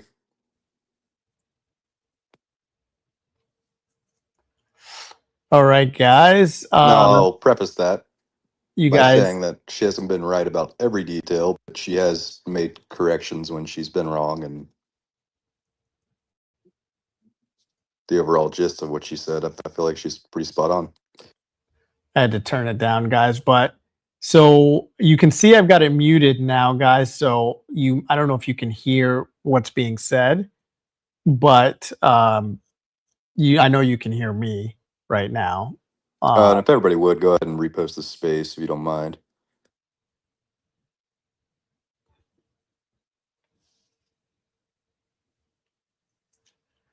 Yeah, so I'll be in here, guys. You guys have earned it. You'll hear me engaging. If you don't know Travis, he is a great independent investigator.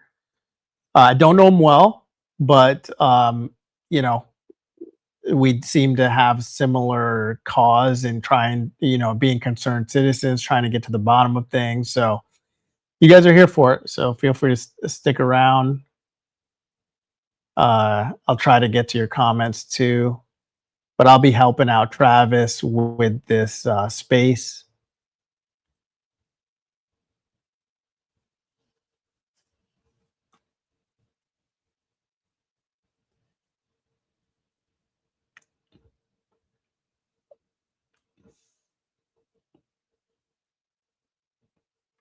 What's happening, Wolf? Nothing. I'm searching for that right now for you. Give me just a minute. Okay, yeah. I'm not gonna play it now, but I will. I did want to have that, so I appreciate that. My man's got a tractor running in the background. Yeah. Yeah, I'm sitting in the middle of the field. Doing Always. some research.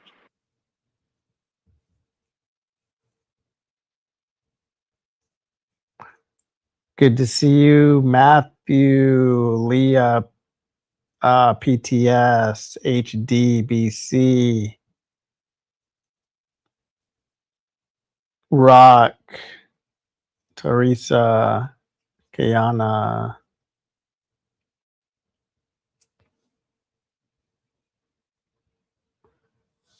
So I don't know if you want to discuss Travis, and this is actually, I think this is like what, your second space ever. Yeah, I think it's the second one I posted. So I don't know that people, and you may or may not be interested in this, but I don't know if people know how you got into the investigation into what happened to Kirk. I always tell people that I'm, a concerned citizen. I obviously have been since the beginning. So I don't know if people have heard your origin story, and also what's been going on as of late as well, with the usual suspects that want to essentially derail the investigation. In my opinion, introduce disinformation and chaos and noise. So a couple of things there while we wait for people to kind of come in. Yeah, so I mean, I was familiar with Candace Owens just from her previous career, and then I had her first video pop up on my algorithm on YouTube. Watched that, kind of figured something wasn't right, so I started following it, and then I was on Instagram at the time, but I realized the news I was getting was basically 2 days old, so came over to X just to get my news quicker, and never really had any intention of getting super involved or doing research, and it just kind of went from there. Not really something I planned on or anticipated, but here we are. Gotcha. Yeah, fair. Yeah, a lot of people don't know that I wasn't always a fan of hers. I started off being a fan, and then I just thought that I saw her debating. I saw her on Russell Brand's podcast, saw her on Joe Rogan's podcast. I don't think they went very well. I think that she wasn't really thinking outside the box, wasn't thinking critically, seemed to have canned scripted responses, and just kind of stopped watching her. This was like 8 years ago. And then she just kind of won me back with her investigation into BLM, the Macrones. She really grew, in as far as what happened with her at Daily Wire and pushing back on, which in hindsight is amazing. And now that we found out what some of these organizations, like Daily Wire, in my opinion, what they become or what they always were, that people didn't know. We thought it was new media, but turns out was actually just a way to, in my opinion, subvert the average citizen and get the average citizen comfortable with, getting into wars with Iran and other things that conflict with what citizens actually want. Yeah, it was an alternative to mainstream media that still towed the mainstream talking points. Exactly.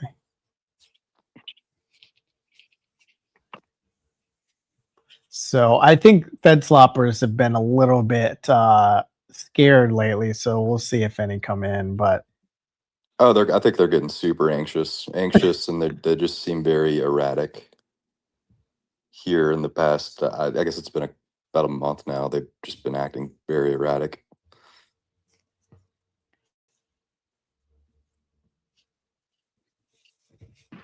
It's almost like we're onto something. Almost, yeah.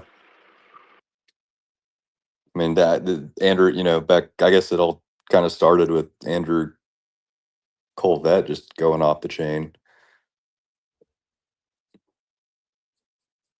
Been snowballing from there. do you see the last We Are Forbidden AI drop?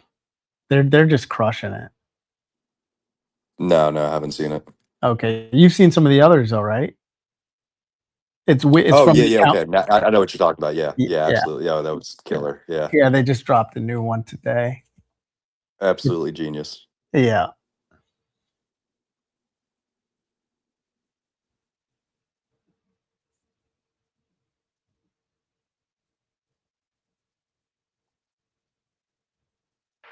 I guess everybody knows that Candace is right. Nobody wants to debate, do they?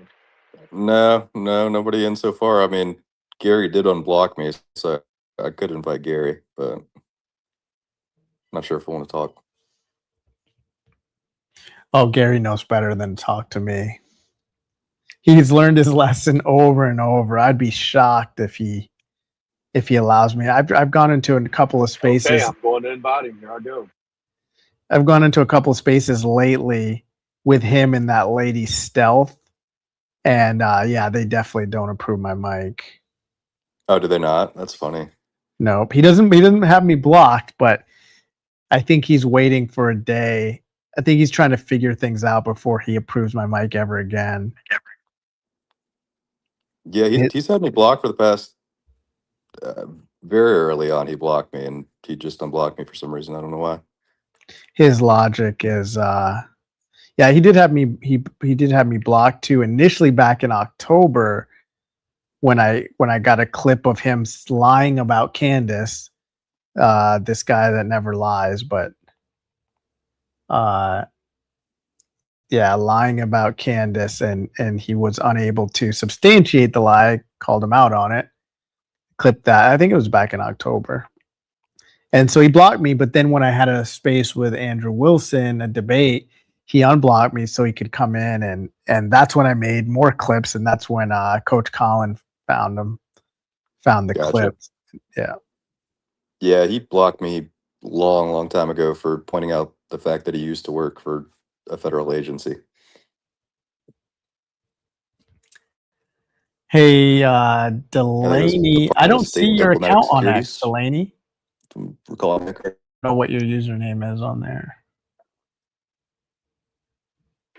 Yeah, Muppet knows quite a bit about that. He's confronted him about that. When I mute guys, you can see I'm muted. Does that mean you can't hear the space anymore, guys?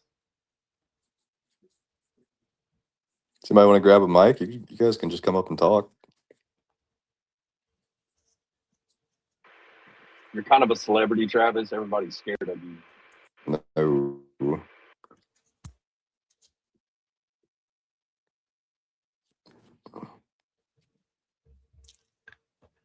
Yeah, you guys can grab a mic, and it doesn't have to be about Candace. Just talk about whatever you want. Talk about any new findings. I think so. Do you want to talk about the second part of my question, Travis, in regards to Zach? What's Did you happening? Did you ask about Zach? Yeah, because I asked about the usual suspects. About there's Leah and Zach and I don't Sean and and so in this case lately it's been Zach, I think, has been the issue. So I didn't know if you wanted to catch people up on that. Yeah, so basically I clipped Gary the other day of him saying that if Tyler Robinson's parents didn't say what they supposedly said on the charging documents, that he would be on the conspiracy slopper side, or however he phrased it. And so I clipped that, and then Sean Campbell ended up quote tweeting me, and then started to threaten to dox me. And then I was like, okay, well, if we're going to go down that route, we can go down that route. And then as I got more into it, I started to realize that this guy has been doxing people for the past better part of a decade, just on different accounts. So in total, I wouldn't be surprised if he's doxed 1,000 people, just smaller accounts that disagree with him or what have you. And then I didn't even know who Zach was. And then Zach was co-hosting the space with Gary, where Gary was saying, well, if these people are going to be voicing their opinion, they can, we have a right to know who they are. And then come to find out he's working at Experian, which Experian just has massive amounts of data, from everything from like where your devices, they map your devices in your house by their signal strength, and they know what your kids' names are and what you're likely to, what sports you play and what you might buy, and they're selling your data. And so I just think, and then he was the one that primarily doxed Leia, and a few other people. So I don't know that he used their databases to dox them, but I don't see how he could have doxed them otherwise.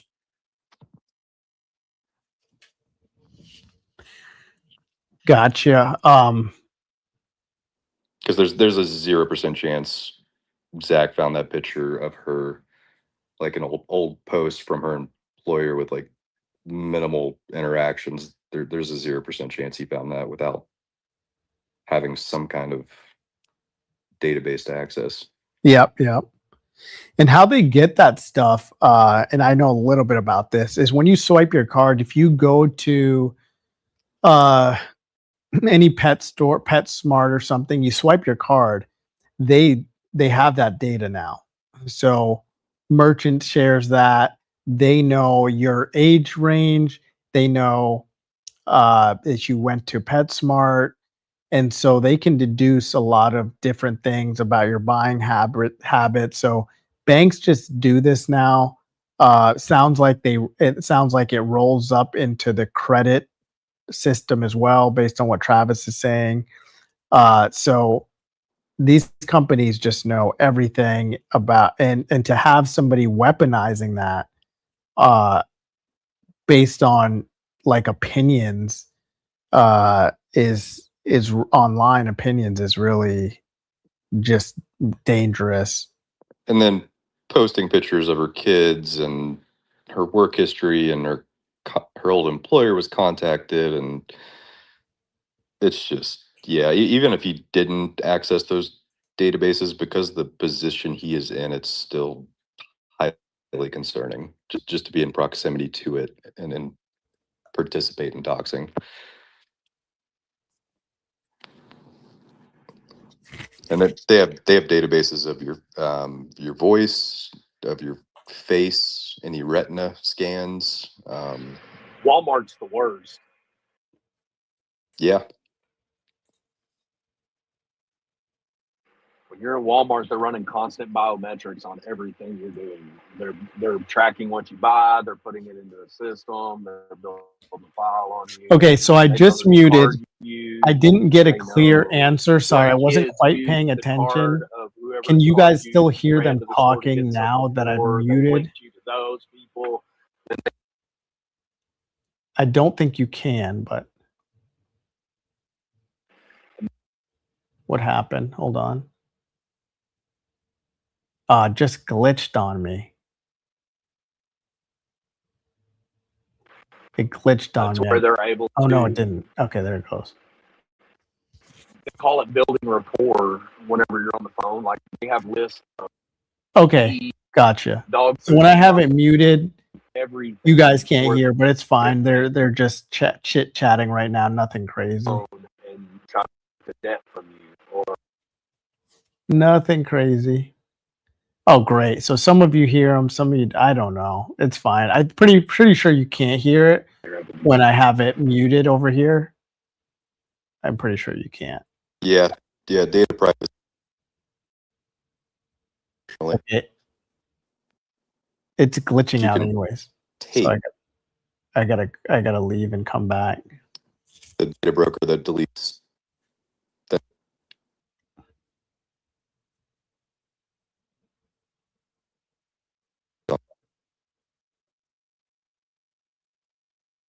I'm gonna jump back in a second, guys. It's just glitching. It's glitching. Hold on. Hey, I had it glitch for a second. Can you hear me all right?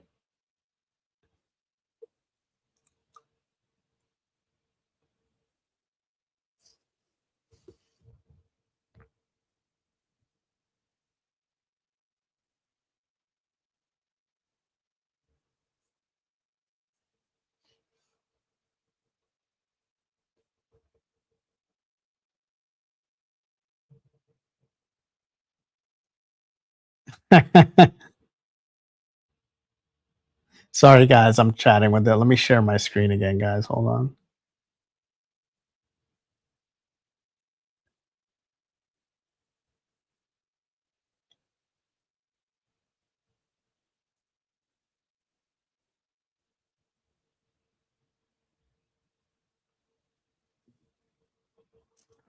Yeah, well, you're black, man, so your credit's not good anyway, buddy.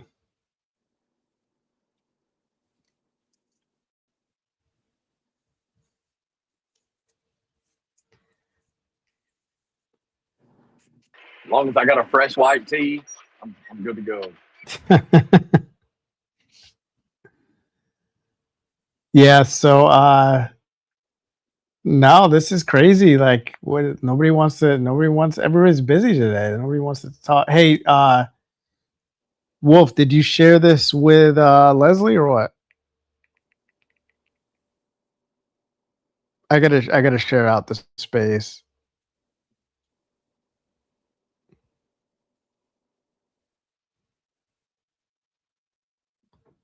Give me a second.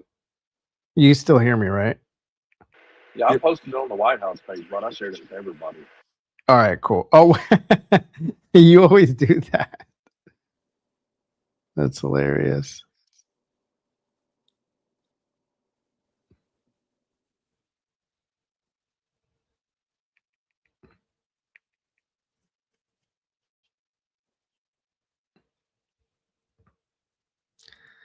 Hey guys, yeah, share the space, share it out. We got oh, I didn't mean to mute there. Thought somebody was requesting. Hey guys, it's your favorite speaker. Welcome, Travis. Travis, you're an MVP. We all love you. How you doing, brother? Hey, I got a good subject for us. Shiloh's been doing great stuff on the September 2018 Bill's Burgers meeting, and it's great documentation that. So I don't know if you guys know this, but Bill Gates and Jeff Epstein had a close friendship, and part of that was based on Epstein being sort of a matchmaker with him and a Russian bridge the card game girl that was like, a third of Bill's age. And he used that as kind of blackmail leverage. I think Epstein's genius for matchmaking is also seen in Charlie and Erica. And Shiloh has recently documented some of that process. And it explains a lot and kind of it plugs in a few holes in the backstory, perhaps. Yeah, before I got distracted, I was actually going to post about that, and that whole story is super questionable. I guess she was introduced by Tyler Boyer, who brought her to the headquarters, and then they didn't meet each other, but also she was in Israel and apparently saw Charlie in Israel too. So that whole thing is just super strange. Yeah. And don't forget, the most sus part about it is that the Romanian Angels thing ties in with Tyler. And I think a very, very interesting detail that people constantly gloss over is that Tyler is fluent in Russian. And the Romanian Angels operation, Romanians, of course, are, even though they sent tanks against the Russians in World War II, they're very, very culturally close. And the criminal networks between the two are very, very clear and not clear and documented. They're the opposite, but they're obviously very present. And so I think that when you look at the Tyler, Epstein's closest girls often being Russian, you see a lot of parallels, and you get a much clearer picture of what Erica really is.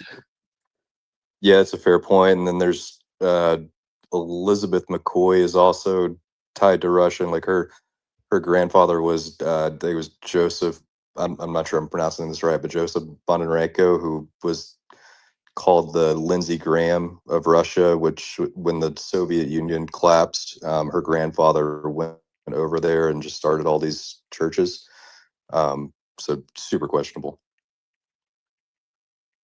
Well, it's interesting because it really ties in the fact that, Baron Coleman did a good job elucidating this stuff, that the first 4 or 5 years of Charlie's rise, TPUSA was a very secular libertarian kind of thing. And then around mid 2018, it kind of accepted the whole kind of Zionist evangelical thing as their version of conservatism, which, of course, from a perspective of someone like me, is the opposite of real conservatism. And Barry Goldwater often talked about how the marriage between libertarians and evangelicals truly was a marriage made in hell, and one that would not end well.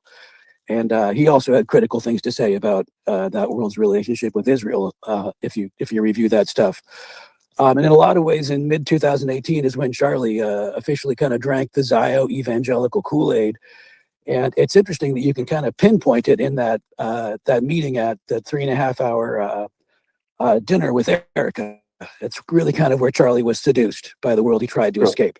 What also happened is, so right around that same time, there was a PR crisis. I just muted, guys. And what was that? No, my bad. Go ahead. Oh, you muted everybody. Okay. So there was a PR crisis. Yeah, I because just muted, guys. So lady named double check. who was working I'm basically doing was I'm Tyler doing a Boyer test, at the time. That's why I muted. So you won't be her able to text hear. You messages may not be leaked, able to hear the saying space that right she hates all now. black people. And I heard some questions from this PR people were crisis. That's wondering where Andrew about joining these X spaces. Yeah, anyone can Yes, join. and she ended up clerking for the Supreme Court. It's really she busy has a at relationship with you won't be able to get it. Clarence Thomas. Just Clarence the Thomas's time. insane wife, Ginny Thomas. Okay, well that's absolutely cool. I'm glad you can hear. demonic, terroristic that was a mastermind problem. that really set up the morons in J6 to their fate. If anybody's to be blamed for those people being baited into the Capitol and then hung out to dry and spending a year in prison in miserable cases, Ginny Thomas is the #1 villain in that story. Really? And that's the network that the girl came up Thanks, with. guys, for the feedback. I did really not know that, and appreciate that's interesting because obviously she's not inherently racist. Because she was living with him, she went on to live with them and then serve as a clerkship after that. So, Well, I mean, that's like saying that because a vampire has a vampire pet that they're not vampires, right? yeah. I mean, everybody hopefully here has watched Blade and this guy found out that Blade talking. is He'll really just about talk, Zionism, right? and talk. So he's got to be heavily modded.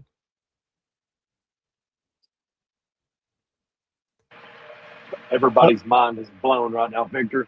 You probably shouldn't have come in early on a Saturday like this. You probably should have let people get a couple of drinks in. Yeah, I'm a before you little bit start like just blowing people back. it's a little bit like having a screwdriver instead of a mimosa, right, guys?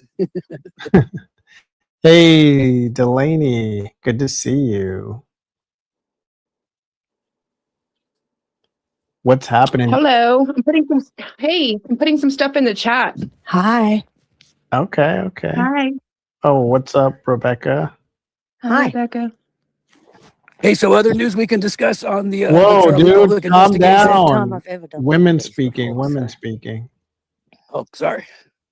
Did you guys know that Erica also lived in China and worked with the orphan kids out there as well? She wasn't working with orphans. She was banging the NBA dude. Oh That's my why she was there. Oh, okay. As far as we can tell right now, yeah, that's the evidence we have at the moment. Okay. She was dating that you hear NBA me? player, and he was traveling around. He was playing semi-pro ball there to the Harrelson, who was too small and too unathletic to make it. Yeah, we can hear you, Rebecca. All right, cool. Hey, does everyone know about the army base that used to supply? Does everyone know about the army base that used to supply the presidents to her charity? Don't ask me to pronounce it, but yes. Yeah. Okay. Cool. I just didn't know if many people knew about it. I have all the transcripts and stuff of the charges and stuff.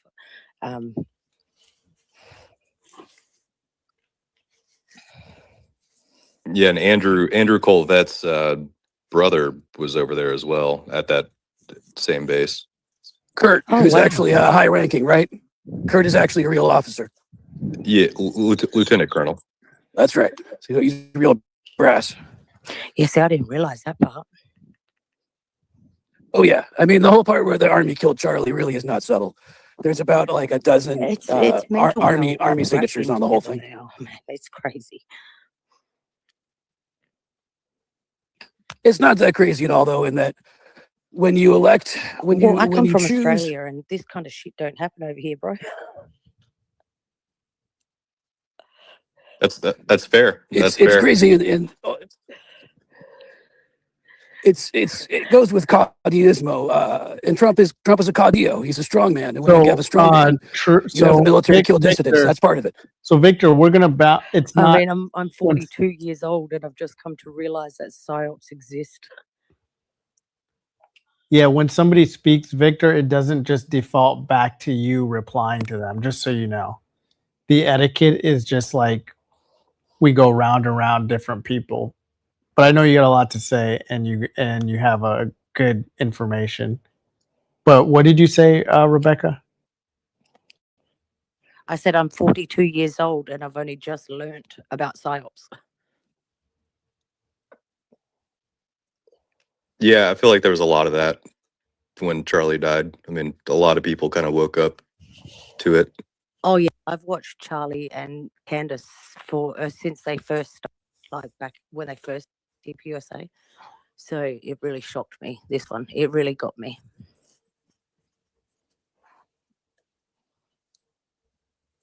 Hey, this authentic. How you doing? Good, Travis. How are you?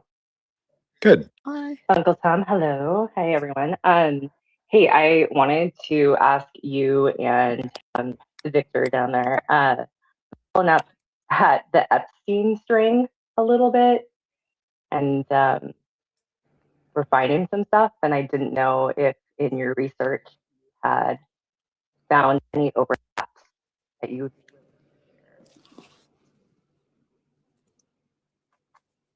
Are you asking between the TPUSA story and Epstein? Yep. Characters within that orbit, perhaps being involved with Epstein. So one of the strongest connections I know of is Andrew Colvette's ties to Johnny Moore. Okay. And Mark Burnett. So Johnny Moore was Mark Burnett's chief of staff. Yep. Yeah. That whole thing. Okay. Yeah, because I didn't know if you saw like Shiloh's post about Bill's Burgers. Mark Burnett is almost certainly MI6. There's a 95% chance he's MI6 when you look at his biography. I would agree with that assessment.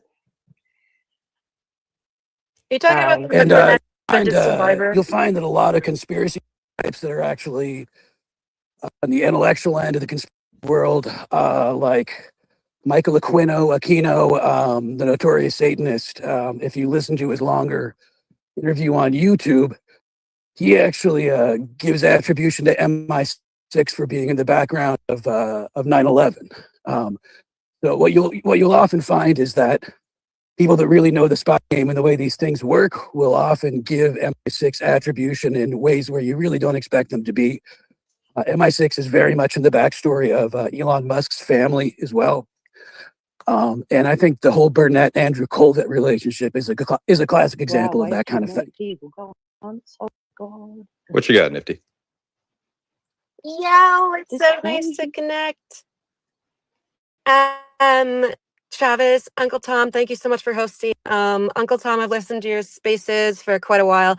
I was in follower jail, so I was like, nope, I have to go into the depths of my followers and choose to unfollow a bunch of people so I can follow Uncle Tom finally. So sorry it took me a long time, but yeah, Travis, I've been following since last year. Let's go. So yeah, you guys are a bunch of badasses in here. And so in case no one's told you that today, I wanted to tell you guys that everyone, Travis, Uncle Tom, everyone and the speakers and everyone listening.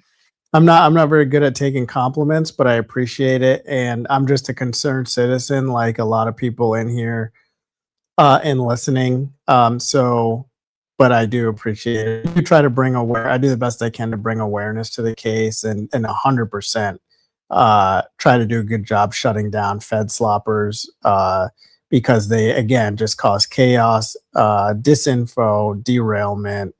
And so that kind of stuff I can pick up on really easily and call them out. And so I try to do that at least. 100%. And also, like, I worked in sales for 10 and a half years, and also like just talking to people so much like that. Even I've been on spaces mostly like before the Charlie Kirk event, I was always in like crypto and spaces like that kind of goofing off, but it's like just working in sales and then just listening to so many people. It's like you can sense authenticity just through the spaces now. And just like when Blake Neff came into spaces in that infamous Louisiana girl space, it's like nobody knew he was going to show up, but people like Muppet Masher, Matthew, like everyone just kind of like was like, wait a minute, and then just started interacting, and it was crazy. So yeah, I'm watching that and was seeing what you guys are doing, and yeah. That was Wolf. So he's a speaker. You can see his handle there. That was Wolf. Give him a follow. He got Sorry, Wolf. Oh, I'm yeah. already following you. Good, Yes. good. Yeah, he was able to get Mr. Black Sneff into the space there that day. So Yeah.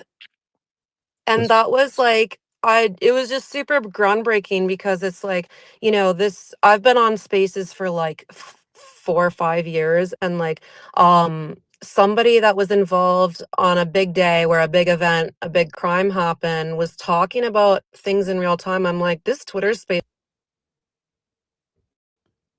this is pretty groundbreaking.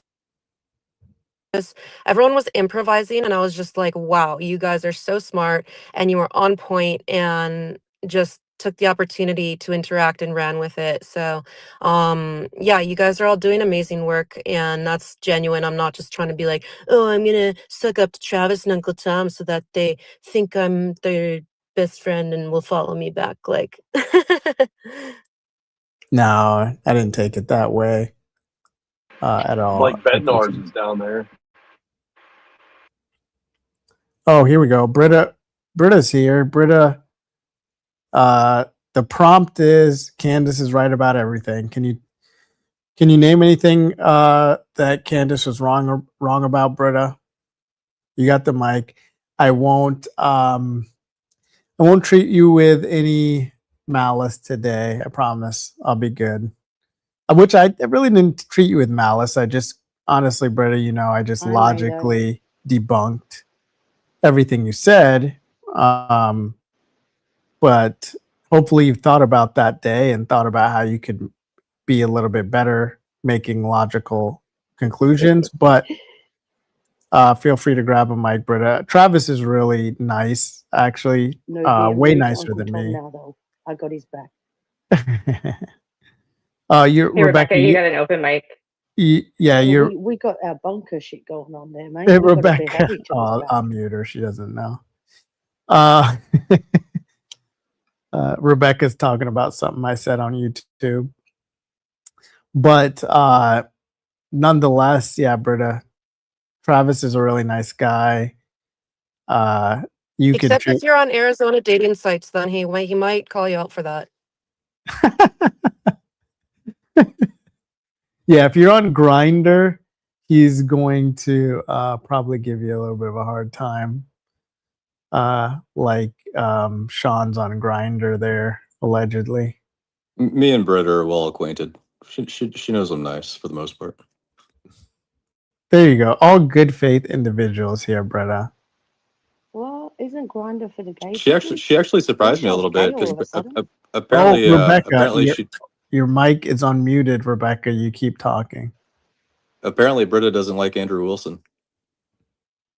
She doesn't like me either. She blocked me, but I've never talked to her. Well, so sorry if I did something, Britta. No feminists are gonna like Andrew Wilson. Britta's obviously a feminist, in addition to her other major flaws. But how come she's not talking back? No, she doesn't. She has me blocked, so I don't know if she's allowed to if I'm on stage. Britta might be drinking. She may not have time right now to to get a mic. But once you're done with that bottle, Britta. Blake. Took that screwdriver literally from Victor. Are you drinking with Victor?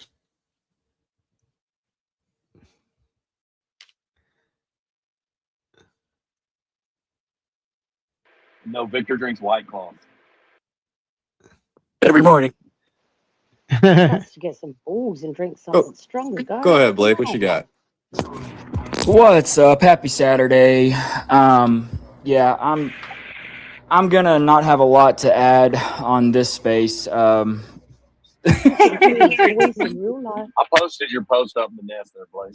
So yeah, but I do look. This is actually pretty big, and it's gonna build off of Baron's space or live stream yesterday, and it has to do with Nate Walker and the security guy that appeared to be chaperoning him, accompanying him. Christopher is correct.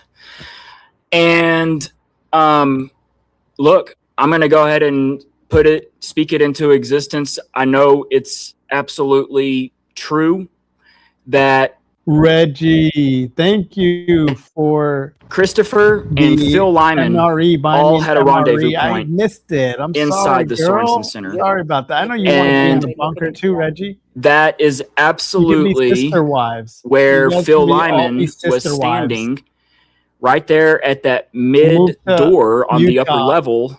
get Mormonism. That's where Phil was standing. You're talking truths. Hey, Rebecca, just let him finish his train of thought if you don't mind. And that's where Phil, and it can absolutely be proven, he didn't realize that I was going to be able to sync other video with his famous exit of Sorensen, where he has told every major news outlet he heard and recognized the rifle to be a 30-06 as he's walking in this double door.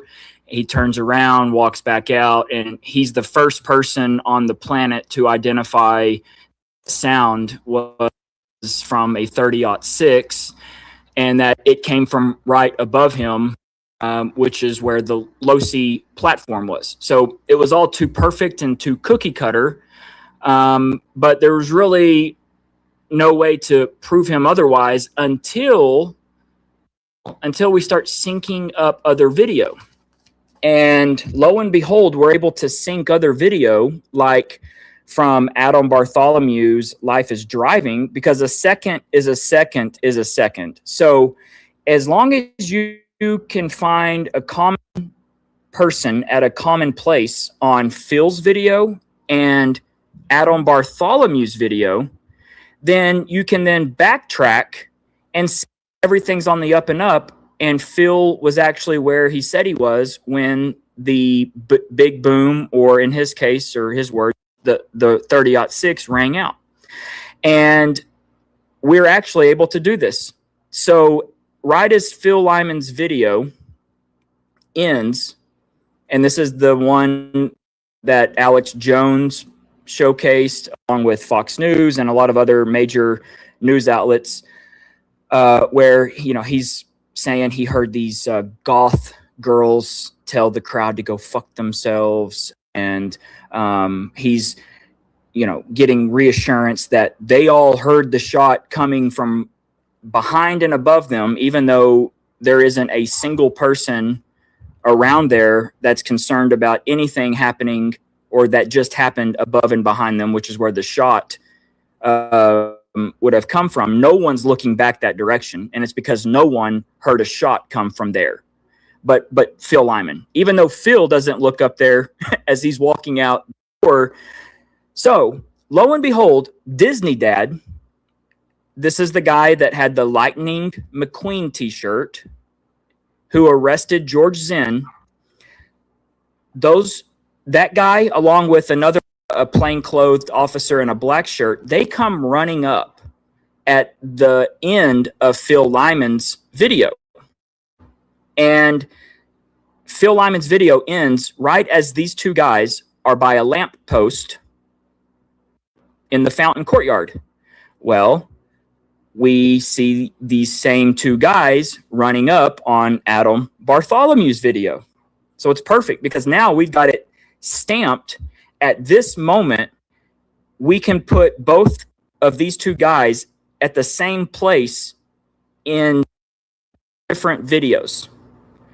Well, if you backtrack to where Phil Lyman's video begins, he could never have been said he was walking in the double doors in the Sorensen when the shot rang out. He's actually missing 21, 22 seconds. And that's always bugged me because Phil Lyman was the one who went on a media blitz and was the literal political superstar that was the ear witness who literally put the guy on the loci firing a rifle. I mean, he even identified the correct caliber to Kayleigh McEnany and to CNN literally within hours. Within hours. Which is impossible. Nobody can tell the difference between a 308. Absolutely impossible. Yeah. Absolutely impossible. It's too perfect. So then you have to ask yourself, well, what the hell was Phil Lyman doing? What, like, Phil, you're down there at the amazing spot, like right there behind inside the non-permeable VIP access, and you're gonna leave that spot to go way, way, way in. And of course, his stories changed. It was first he was going to get better shots, or he wanted to get a picture of the crowd with his iPhone. And then it went to when that story fell through because it absolutely made no sense because he didn't take any photos. And he's actually walking in the building. Then it turned into, well, I was going to meet someone. Okay, all right, let's go with that. Who are you going to meet? Well, took forever to get that out. But now we have 3 individuals. We've got Nate Walker, a security guy, and Phil Lyman, all back access inside the non-permeable zone, the most prime spot, and they are rendezvous meeting upstairs inside the Sorensen Center, and it absolutely makes 0 sense from anything that's just innocent. From a nefarious standpoint, absolutely makes perfect sense. They were there as a rendezvous, and more than likely they were there.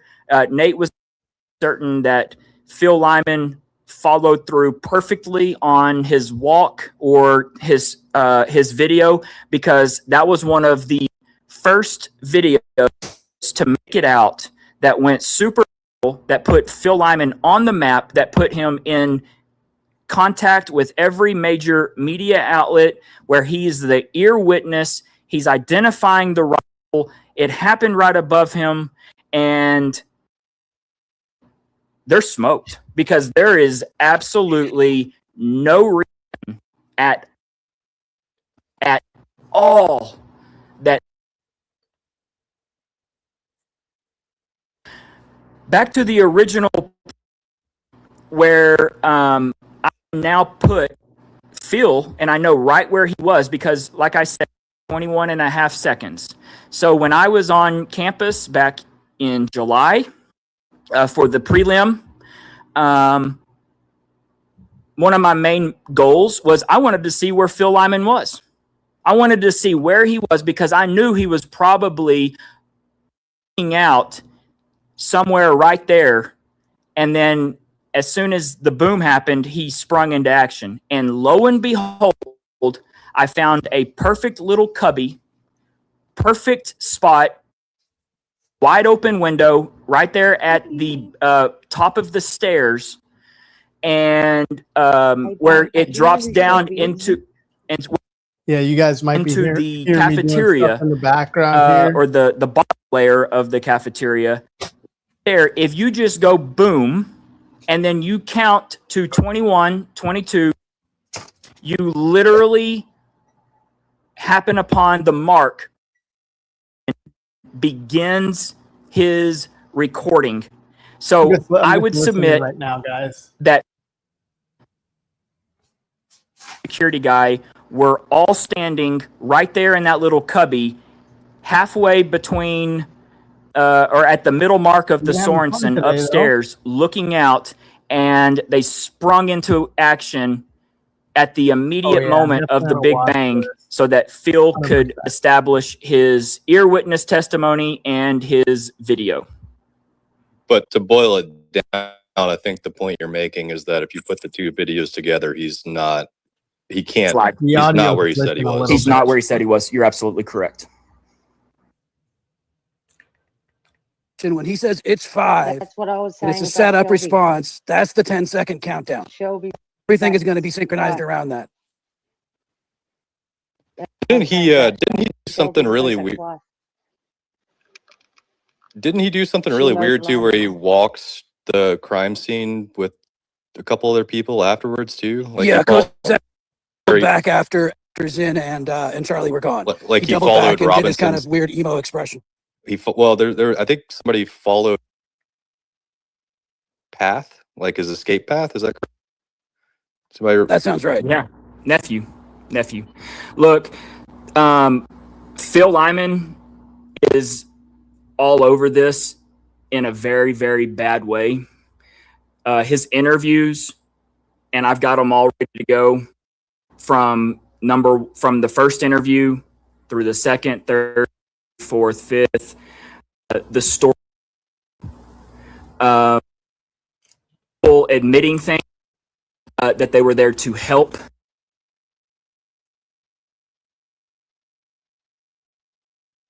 All right. I'm getting things are glitching out for me, guys. I don't actually hear anything right now at all.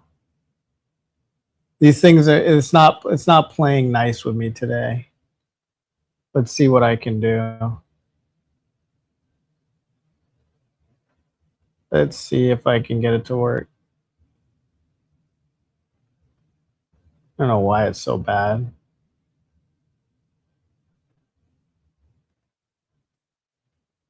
I'm going to leave and come back.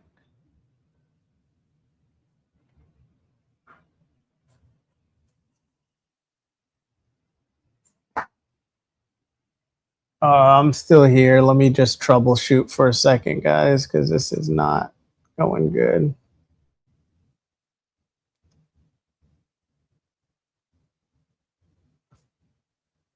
Thanks for sticking around, though.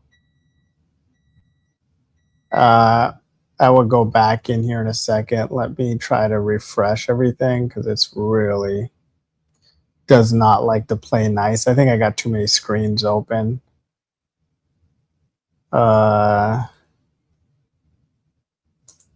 Let's see.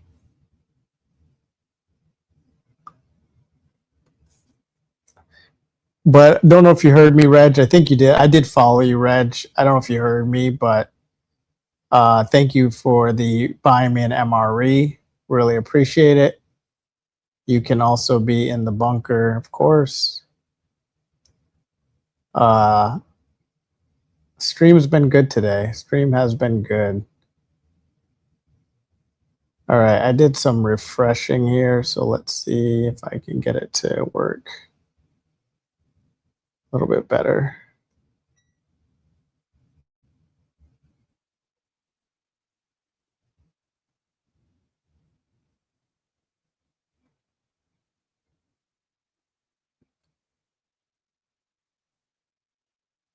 A ring of people there locally that are directly involved with the aftermath of following through on the narrative and basically being what I call the Team Utah SOP, okay, to where they're there, they're playing one face, or they're wearing the costume of one person, but they're actually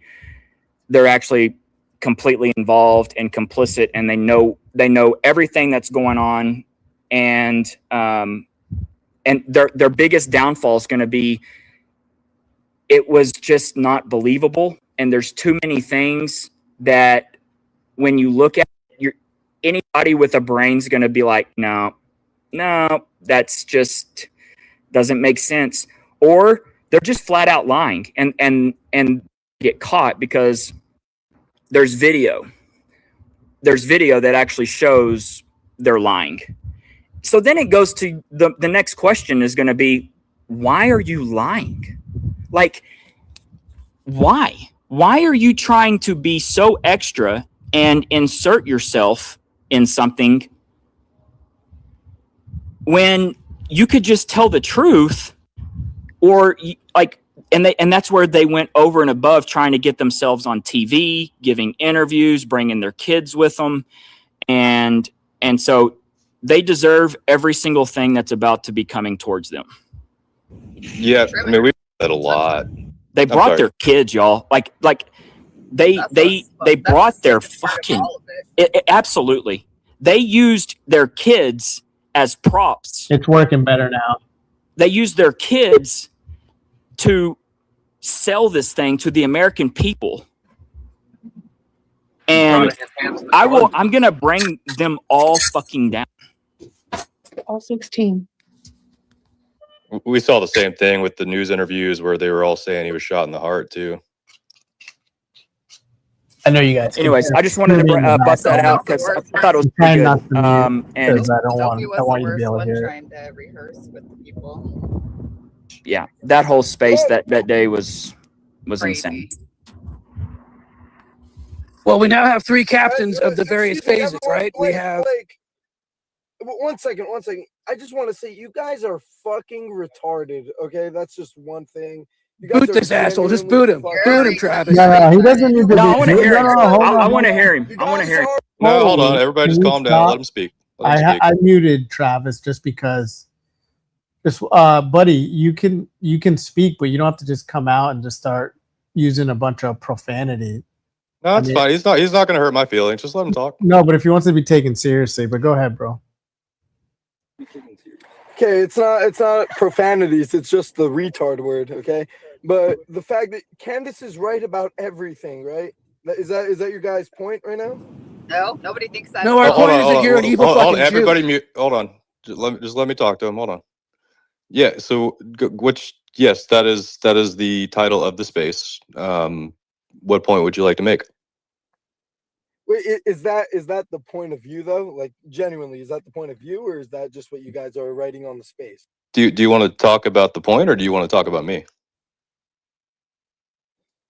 I just want to say, if that's really the point of view right now, that's all I want to say. You guys are fucking retarded. That's it. Just do your lies for your $7,000, Jew. Do your lies. So are you gonna substantiate it? The $7,000, Jew. So original, you fucking goy. So Travis, I'll let you go ahead, but I just gotta mute. You gotta control this. He dipped anyways, but he couldn't substantiate what he was saying. I was hoping he would substantiate what he was saying. But didn't happen. Orochi, go ahead. Not surprising. Yeah, not surprising. Orochi, go ahead. Yeah, hey everyone.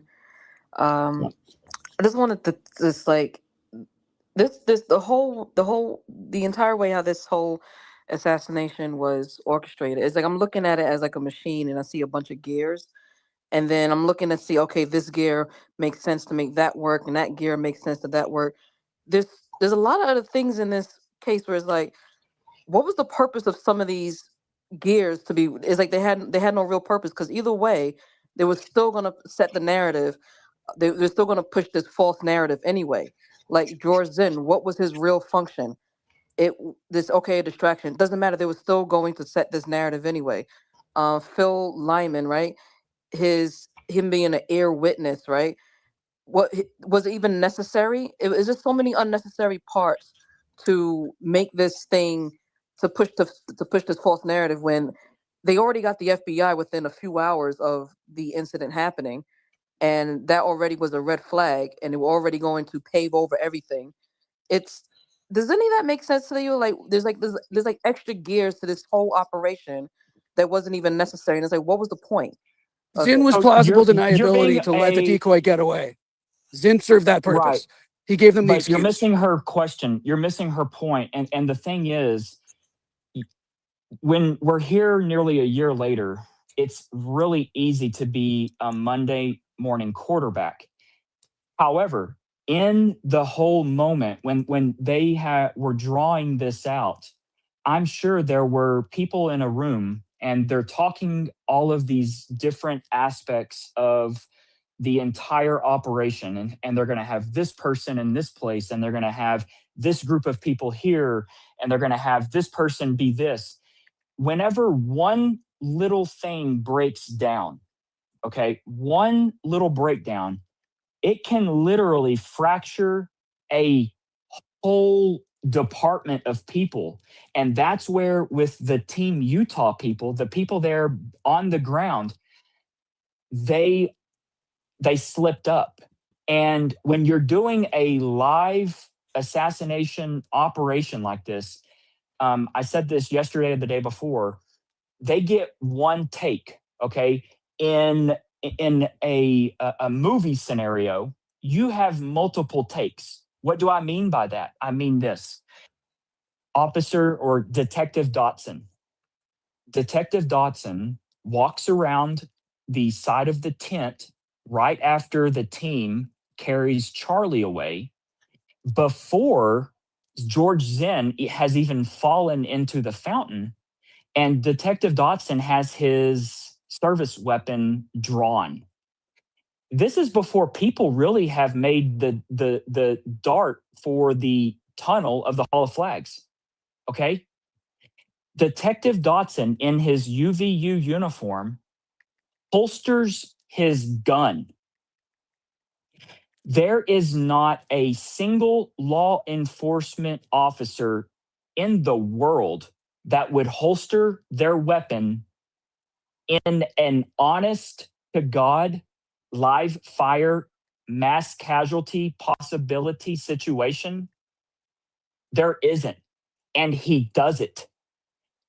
He does it because he knows what is going on.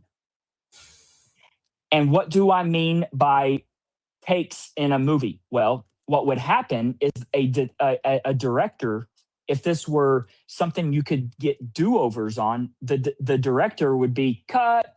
You would hear the little thing, smack. Dotson, what the fuck are you doing? You can't put your weapon back in your holster. You're supposed to still be scared of a continuing threat. You haven't even apprehended the first patsy. What the hell are you doing, Dotson? You got to still be scared even though you know what's going on. Here's the problem, y'all. In a live assassination operation that you're trying to pull something off, you get one shot and it better be perfect. And they weren't. So now you're left with all of these people coming out of the woodworks to shill because that's all they have, because they are so fucked. So back to the original point that she was making is, why do all of this? Why go through all of this length? Well, it's because it looked probably pretty good on paper when they're talking all this shit out, but they didn't really realize or think about, oh my God, what if one little thing goes wrong? What if one of these amateur people that we've brought in to carry out or help facilitate this assassination, what if they screw up one time because their heart rate is literally in an anaerobic zone, it's pounding out of their chest, and they slip up? And we see this repeatedly with people on video. It's inexcusable, it's unexplainable, and it makes them look guilty as fuck. And so while your question is legit, you have to go back to stepping in that mind frame or that mindset, pre-planning and how it all looks. And they did not risk mitigate, they did not risk manage things properly. They probably did not have people laced up enough. You're not dealing with professional actors. You're dealing with literally normies there, and they're caught. So it's the same military that invaded Iran. It's the same bunch of shitheads. It's the same planning that bombed the schoolgirls. It's the exact same people. And let me just add to that, they never expected it to become what it became. So you have people that made mistakes, but had it not been for everybody scrutinizing it, they never anticipated Candace Owens doing what she did. They never anticipated everybody becoming so invested like they are. And you're spot on, Travis. You're spot on. And until people rise up, look, this is the last point, and then I'll step down. Is this until people stand up and literally draw a fucking line in the sand, we're going to be getting the same fuckery out of the same fucks that think that they can pull this fucking bullshit off. And I'm tired of the fuckery. I'm tired of the drama, the instigated bullshit. I'm sick and fucking tired of the fuckery in my country. I'm tired of it. Amen to that. I'm fucking tired of it. So I hope they all enjoy the trip to fucking hell where they're going to burn in eternity, because we're not going anywhere. And we demand at some point, somewhere, somehow, accountability. That's all I got. Thanks, y'all. Thank you, Blake.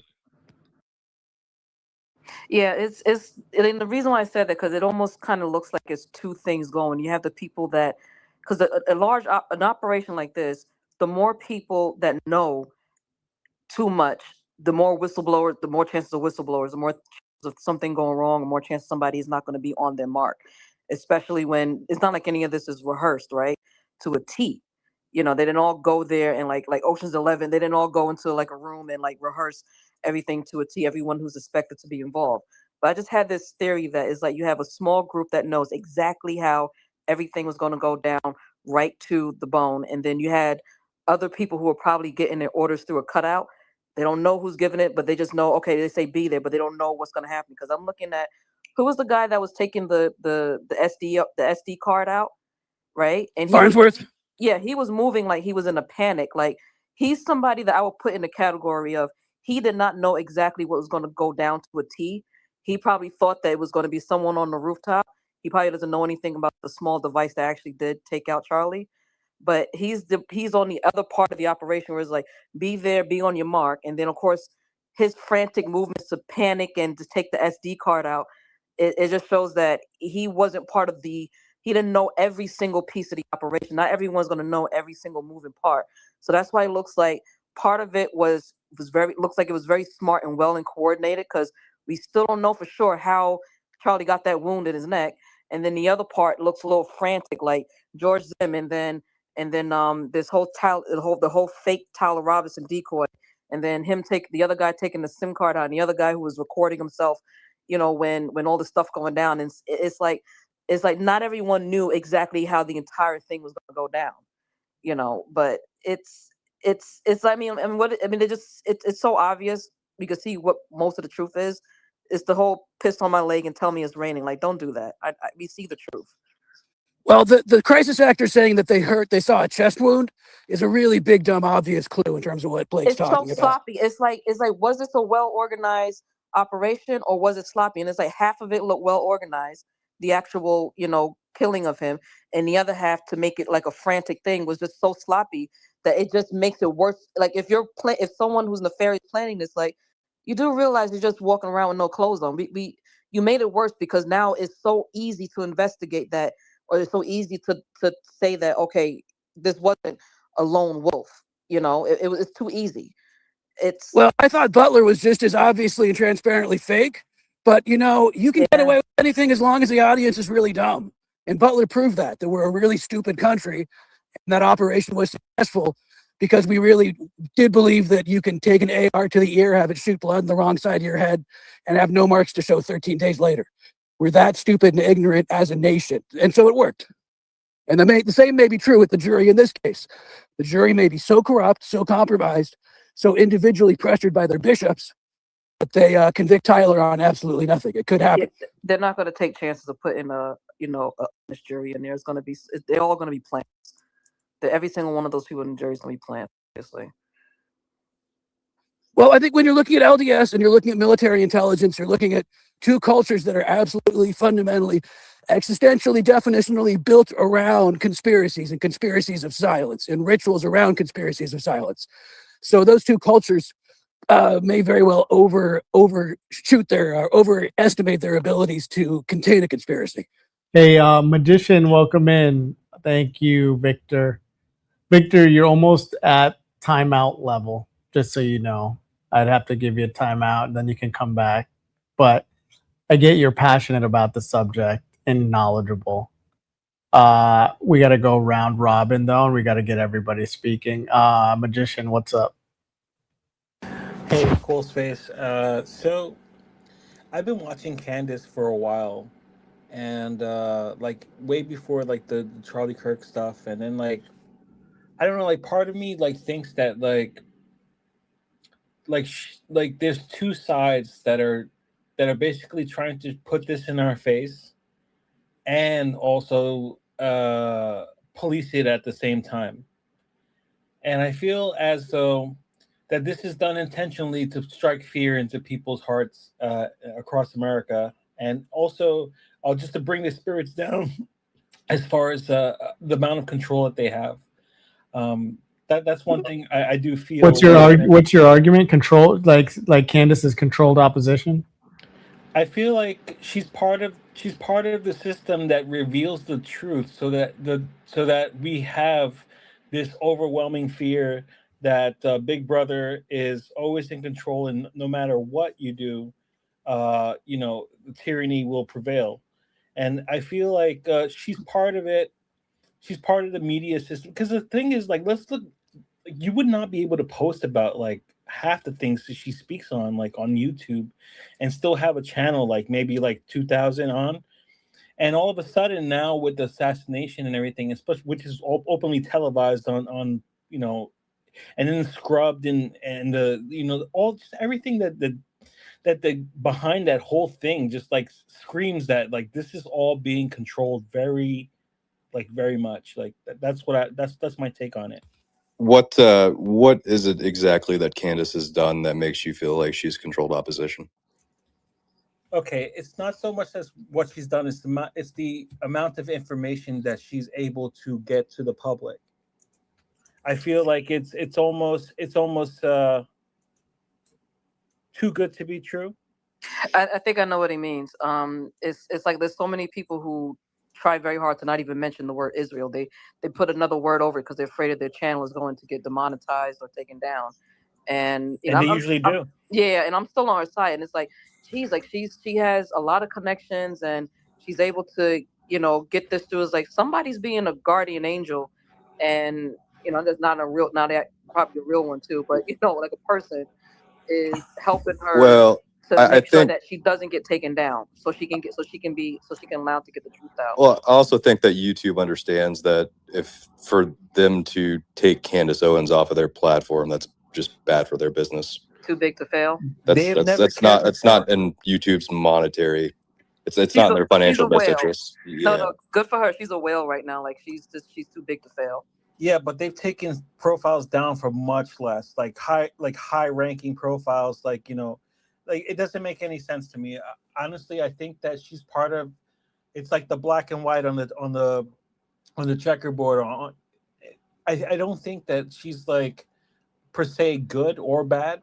I think she's just part of the whole system that and that gets this information out to us. Yeah, as a you're making. I know I'm interrupting you. You're making a lot of claims you can't substantiate, but I think that you're thinking in the right direction. Though I don't think anybody should rule out controlled opposition. But the one thing you don't know is, hey, I've seen her kind of stuck at this 5-6 million mark subscribers on YouTube for a while. You would actually think, based on how many views she consistently gets, you'd think she'd be getting to 6, 7, 8, 9, 10 million. I mean, Rogan's at 21 million. There's people pretty high up there. It is a little bit stagnant. Now, I do get her notifications when she streams. She doesn't seem, I'm not saying she's suppressed. I'm saying that we just can't substantiate any of this stuff. I think that she is getting hit with lawsuits from all angles. So that kind of wrecks the whole control opposition perspective. She's getting crazy lawsuits all the time. And then let me add on top of that, because I mean, controlled opposition absolutely does exist, but I would pay attention more so to what they're saying and their intention in what they're doing than just speculating on a 5D chess. Yeah, I don't meant to just speculate. It's just like my pattern recognition. I also felt that with Joe Rogan for some time too. Like there was a time that I felt that he was like genuinely like have an interest in America and like and I still do think that, but I do think that there's some level of control being in the background here that we're unaware of.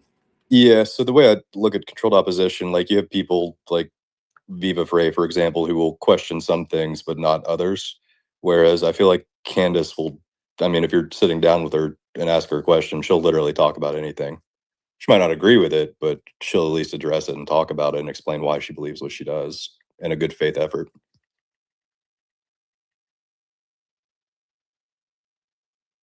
What you got, Trick?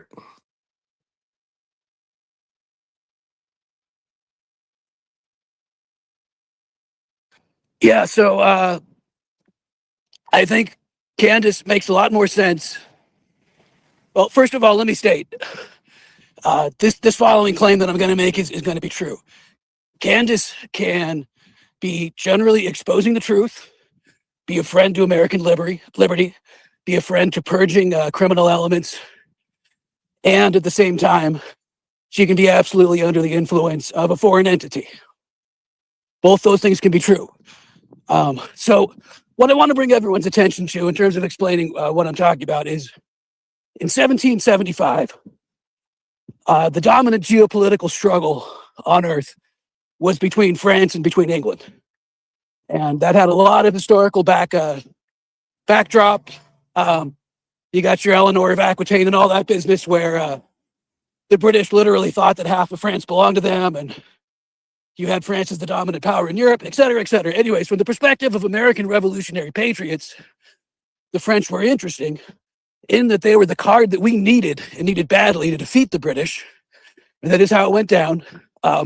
We don't win the revolution without the French. However, the French were the embodiment of a system that was absolutely and totally contrary to our Republican and freedom-loving values. And that's why the French, about a decade after our Constitution, had a incredibly violent revolution where they went super hard, of course, way past just anti-royalism and instead tried to extinguish every element of the culture surrounding it, of course. And you can read your Edmund Burke and his reaction to that. Anyhow, here's my theory, and I want you to think about it. Right now, the U.S. is in the exact same spot. And we have a Republican Party where everybody in the Republican Party has been vetted and monitored for 10 years. And you're on one of two teams. And most are on both. Those two teams are Israel, that obviously controls all American politicians almost entirely at a granular level, right? But then the other ingredient is the Russians. And the Russians represent the subversive Mercers, through Tim Pool, through Tenet Media, through Bennett Johnson, and, well, what's the pinned tweet that Candace has had for the past 2 months? And how eager was she to buy the narrative where the military security guy she brought with her had surgical instruments in his brain later? And what does that tell you about what's really happening there? So here's my posit, is that much of the French represented a system that was contrary to our values and our aspirations, yet they were existentially needed to get the British grip off our throat. So it is today with the Russians and the Israelis. And that's what we're really seeing. We're seeing Candace have good information because she's being fed that information by the FSB. I don't think we have anything to substantiate that she's receiving intel from Russia, but just How about her pinned tweet? Do you like her pinned tweet? well, what I would say is that she's rebelling against what we're being forced to believe, and which is that Russia is our enemy. When we have much more in common with Russia than we do with Israel. They're a Christian country. I mean, the Western values are very much the same, and we're being told that Russia's our enemy and Israel is our ally. That was the biggest trick that was ever pulled since the start of the Cold War, Russia being the enemy. It was all a lie.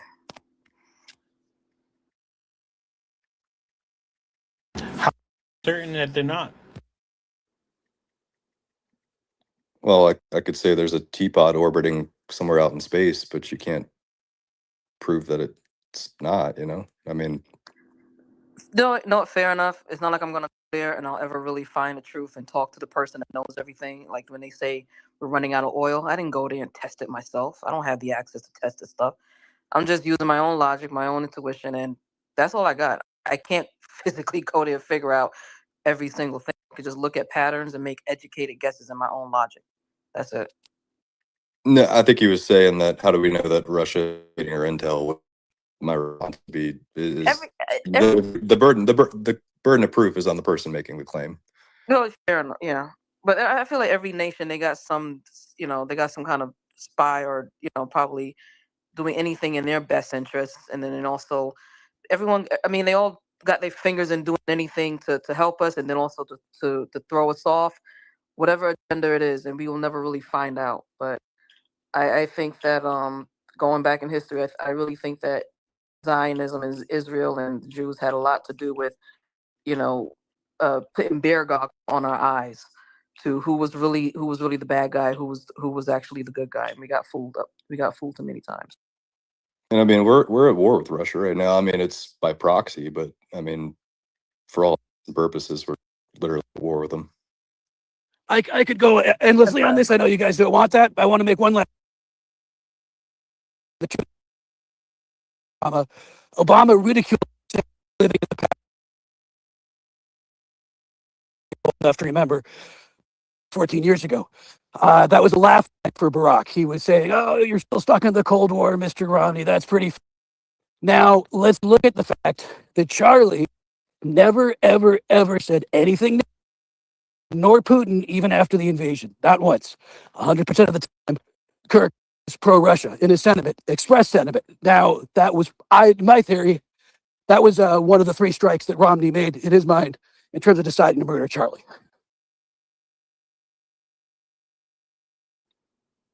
Yeah, I mean, you're just talking about the military-industrial complex general, for sure. Not necessarily, because there are parts of the military-industrial complex, Vertol, the company that was the CIA's muscle in Afghanistan, James Lester Montgomery, a spy born in New Zealand.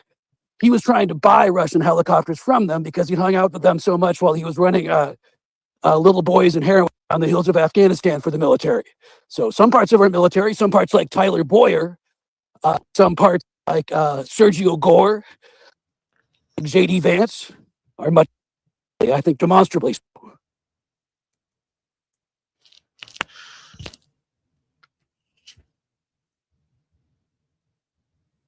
How you doing?